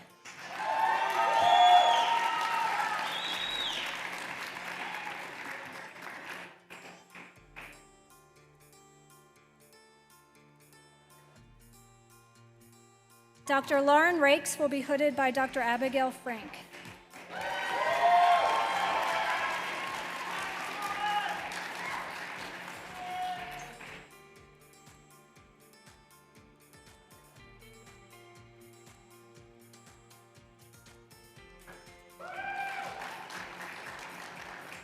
Dr. Sai Sushmitha Ravi will be hooded by Dr. James Wadding.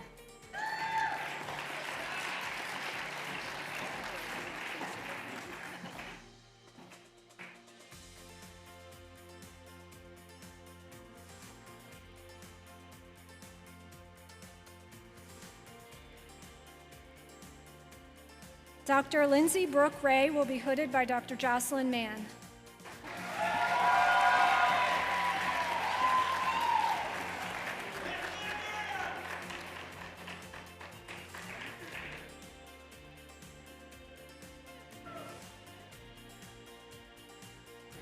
Dr. Jacqueline Reemsnyder will be hooded by Dr. Marla Haller.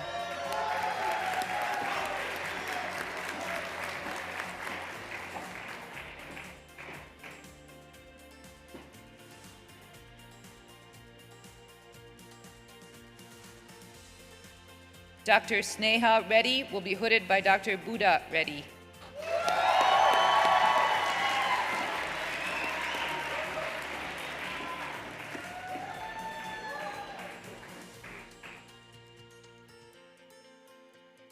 Dr. Ryan Rhineview will be hooded by Dr. Robert Foster.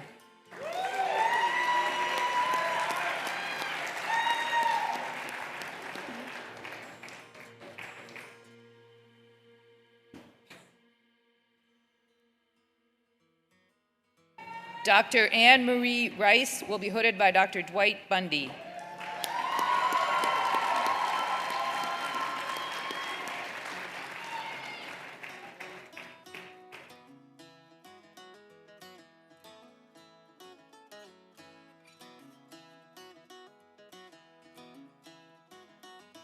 Dr. Tristan Rhodes will be hooded by Dr. Jane Doherty Luck.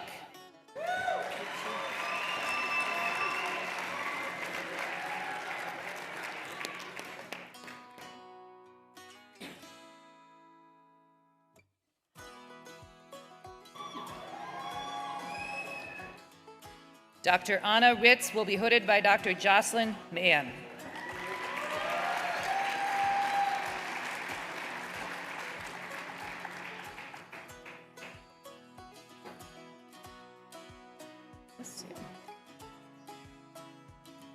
Dr. Michael Robertson will be hooded by Dr. Michael Peterson.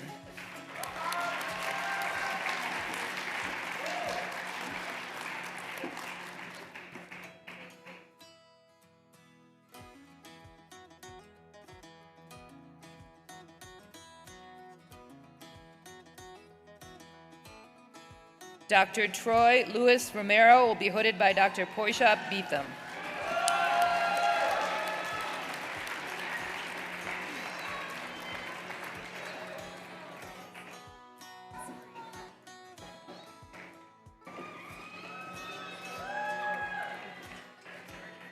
Dr. Mary Kate Rossick will be hooded by Dr. Hillary Hamrick.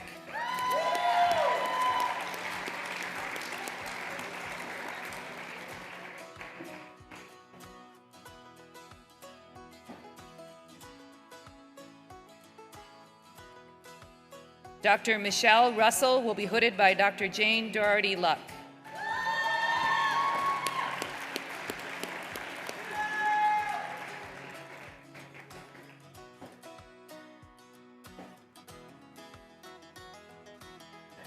Dr. Rachel Sandkin will be hooded by Dr. Deb Kielmeyer.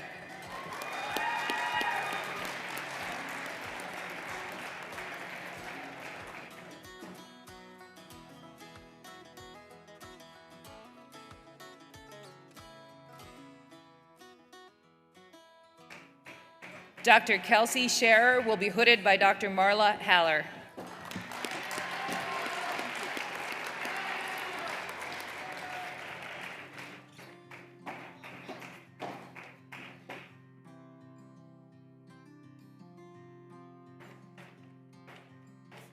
Dr. Zachary Skibera will be hooded by Dr. Paul Skibera.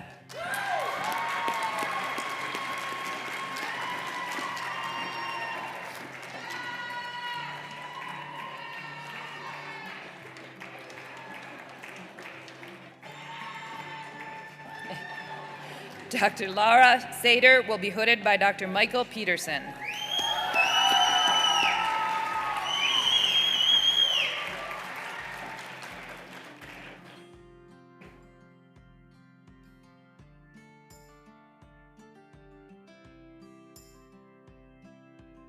Dr. Samantha Seek will be hooded by Dr. Harriet Winokur.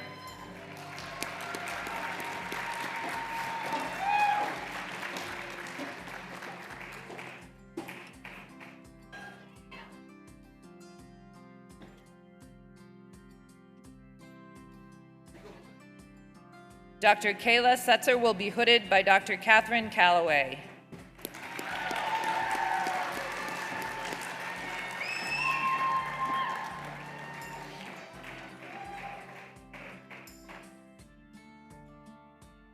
Dr. Ahmad Meher Shama will be hooded by Dr. Imad Shama.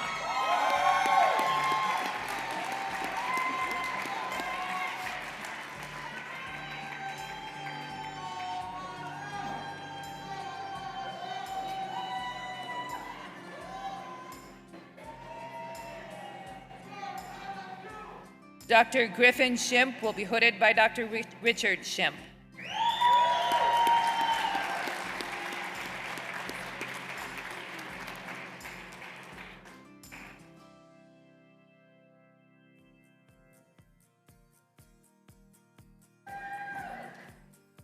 Dr. Matthew Shirk will be hooded by Dr. Hillary Hamrick.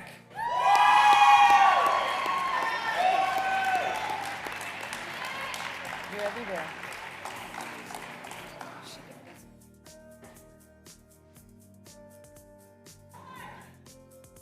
Dr. Allison Silber will be hooded by Dr. Pamela DeWilde.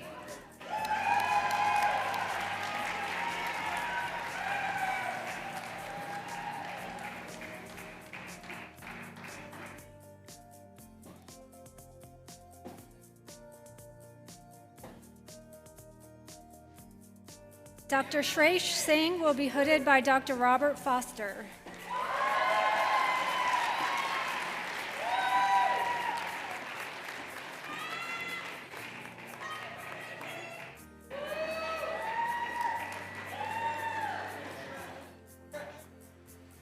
Dr. Matthew Skrenta will be hooded by Dr. Jocelyn Mann.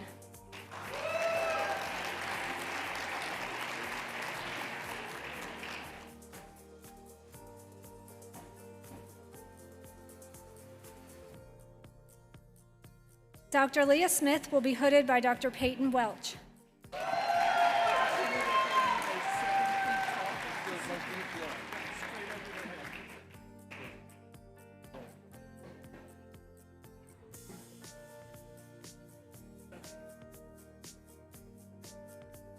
Dr. Logan Cooper Smith will be hooded by Dr. Charles Davis.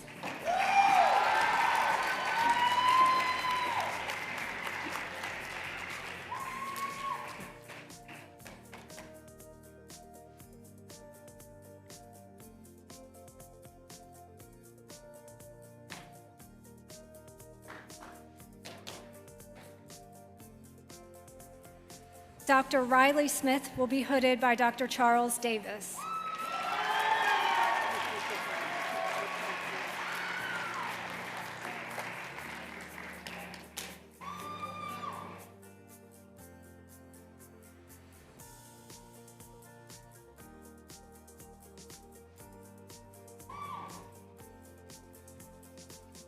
Dr. Jessica Soderman will be hooded by Dr. Jane Doherty Luck.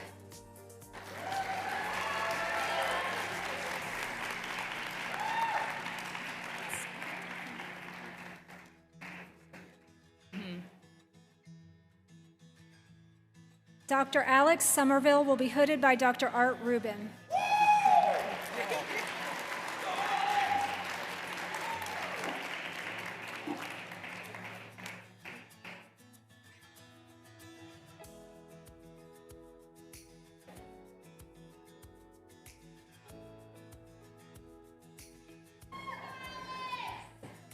Dr. Andrew Soxman will be hooded by Dr. Joseph Multierno.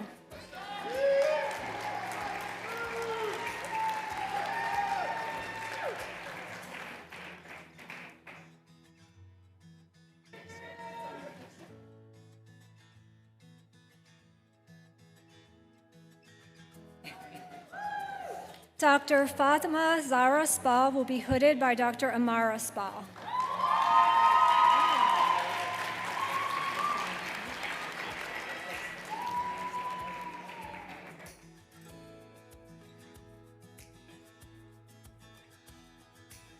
Dr. Sarah Speakman will be hooded by Dr. Art Rubin.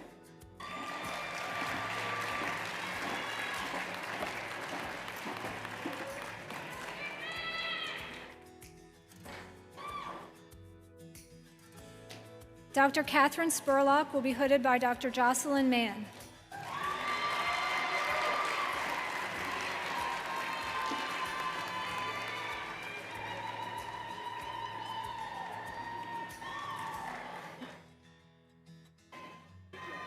Dr. Mitchell Lee Stanley will be hooded by Dr. Louis Joseph Stanley.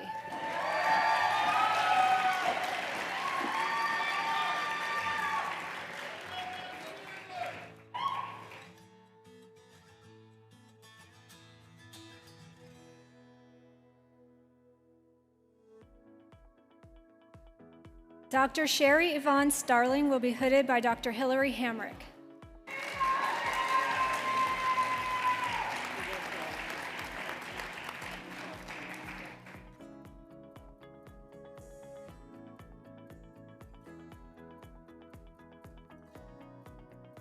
Dr. Robert Stawicki will be hooded by Dr. Hillary Hamrick.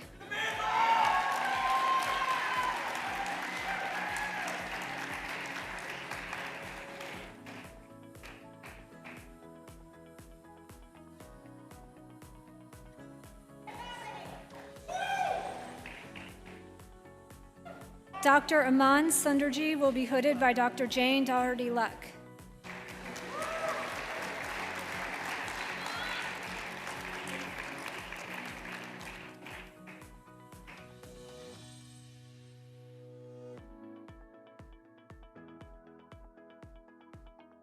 Dr. Tyler Tabbitt will be hooded by Dr. John M. Tabbitt.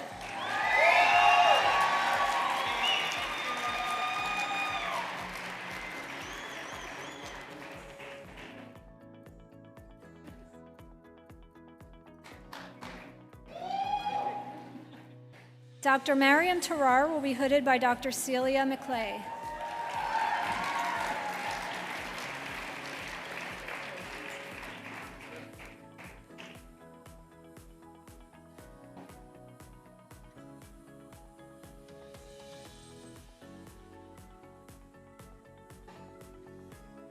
Dr. Mitchell Thomas will be hooded by Dr. Nathaniel Thomas.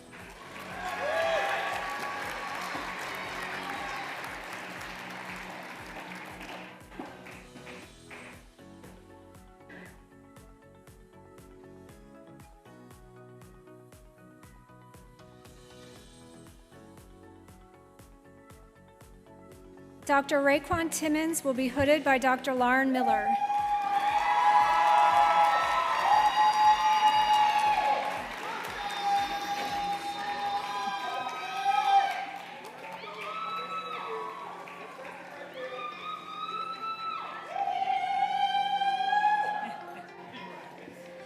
Dr. Mason Garrett Tincher will be hooded by Dr. Connie Perkins.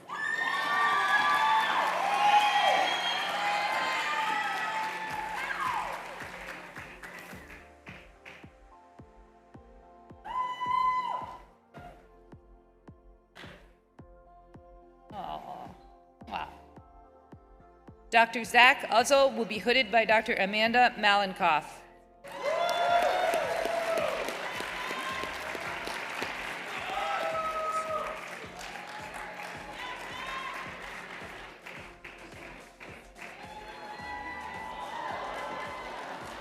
Dr. Niharika Vedre will be hooded by Dr. Raya Davi.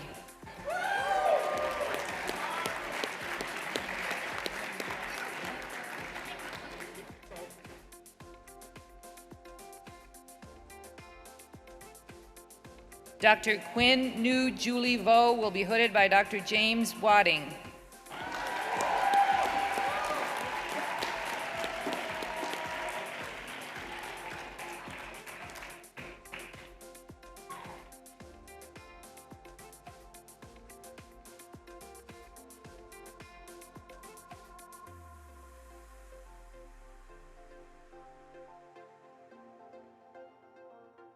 Dr. Trang Vu will be hooded by Dr. Celia McClay.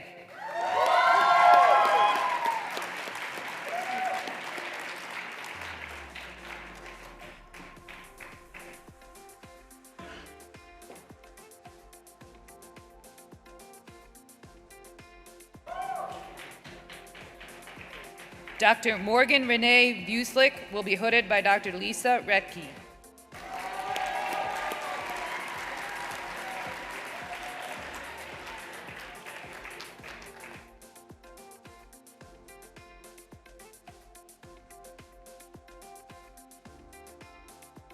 Dr. Brandon Wan will be hooded by Dr. Catherine Calloway.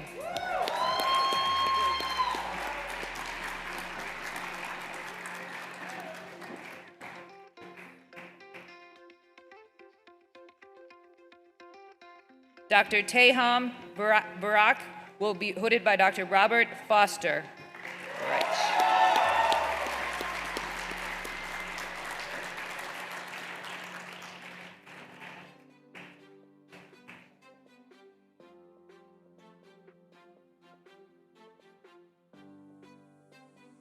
Dr. Joseph Weaver will be hooded by Dr. Marla Haller.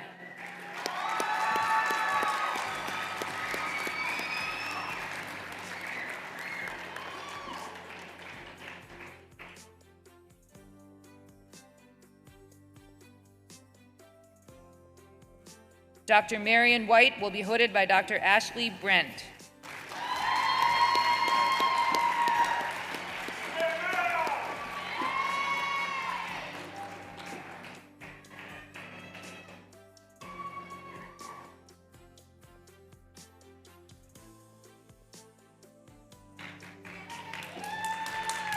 Dr. David Williams will be hooded by Dr. Ramon Jereza.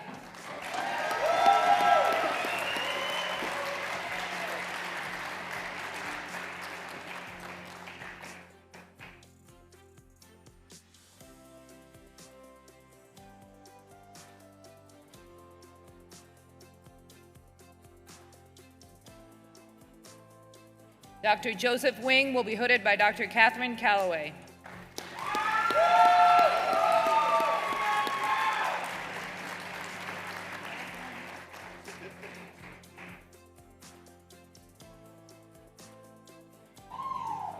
Dr. Alexander Wojnski will be hooded by Dr. Jason Ruggiero.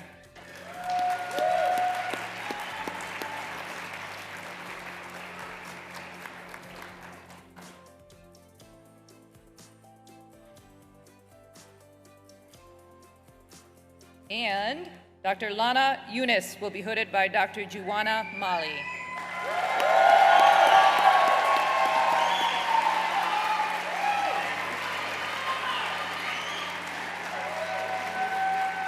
Want me to do that? Do that.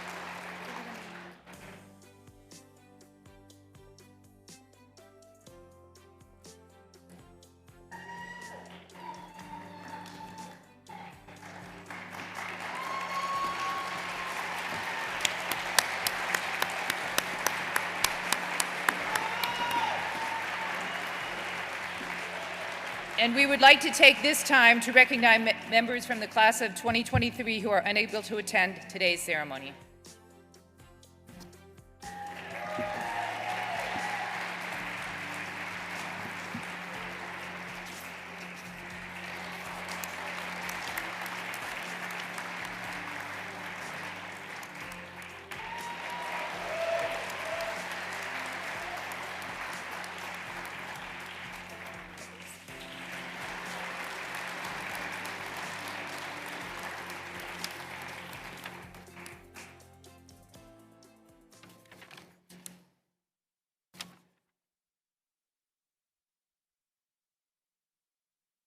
I would like to invite Dr. Christopher Kennedy, Assistant Professor of the Department of Clinical Science and a WVSOM class of 2017, to lead us in the osteopathic oath.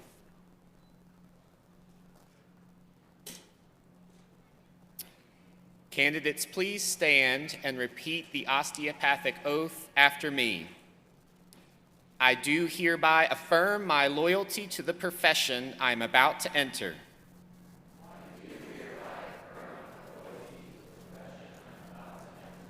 I will be mindful always of my great responsibility to preserve the health and the life of my patients.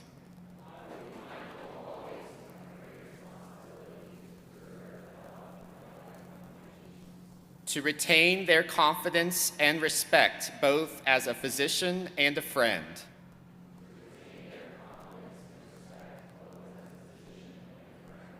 Who will guard their secrets with scrupulous honor and fidelity.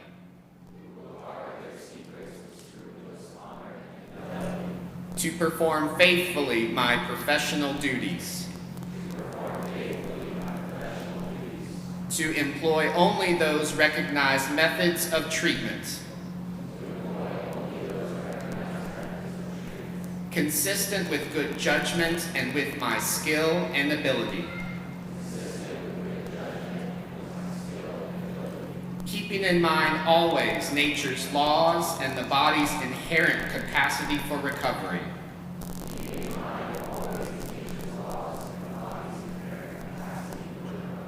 I will be ever vigilant in aiding in the general welfare of the community.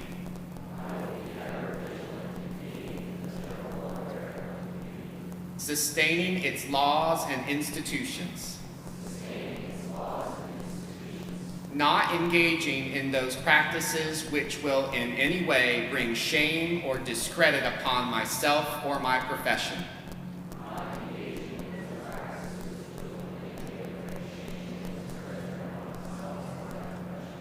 I will give no drugs for deadly purposes to any person, though it be asked of me.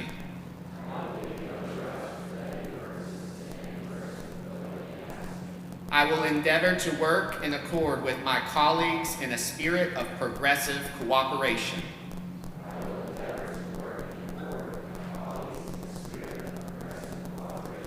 And never by word or by act cast imputations upon them or their rightful practices.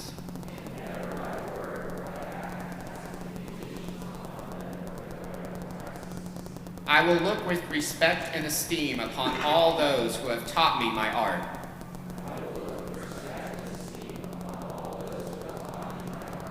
To my college, I will be loyal and strive always for its best interest.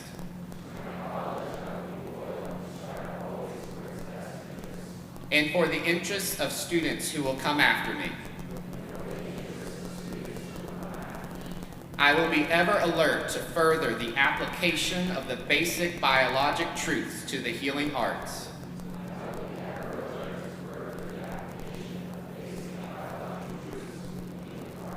And to develop the principles of osteopathy which were first enunciated by Andrew Taylor Still.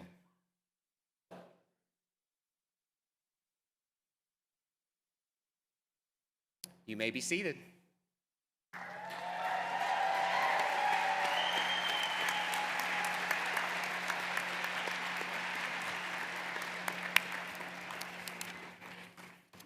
Thank you, Dr. Kennedy. Faculty, guests, family, and friends, please join me in welcoming the newest members of the osteopathic community.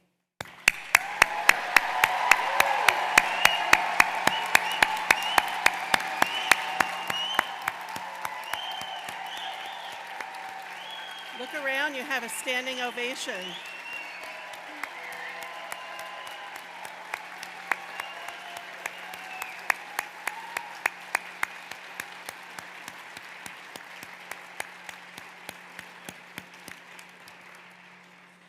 This brings us to the close of the ceremony. We ask that all guests remain seated until the platform party, faculty, and graduates exit the tent and gather in front of the main building WVSOM sign over there for a traditional hat toss. To the graduates, family members, and friends, a reception has been prepared for you, and in the Conference Center, which is right behind you there, and it's also in the Alumni Center, which is right up the hill to your right. So if one venue is crowded, just try the other. The stage will be available for an hour should you want to use it to take photos. Please feel free to walk around the campus and the grounds. And congratulations. Music, please.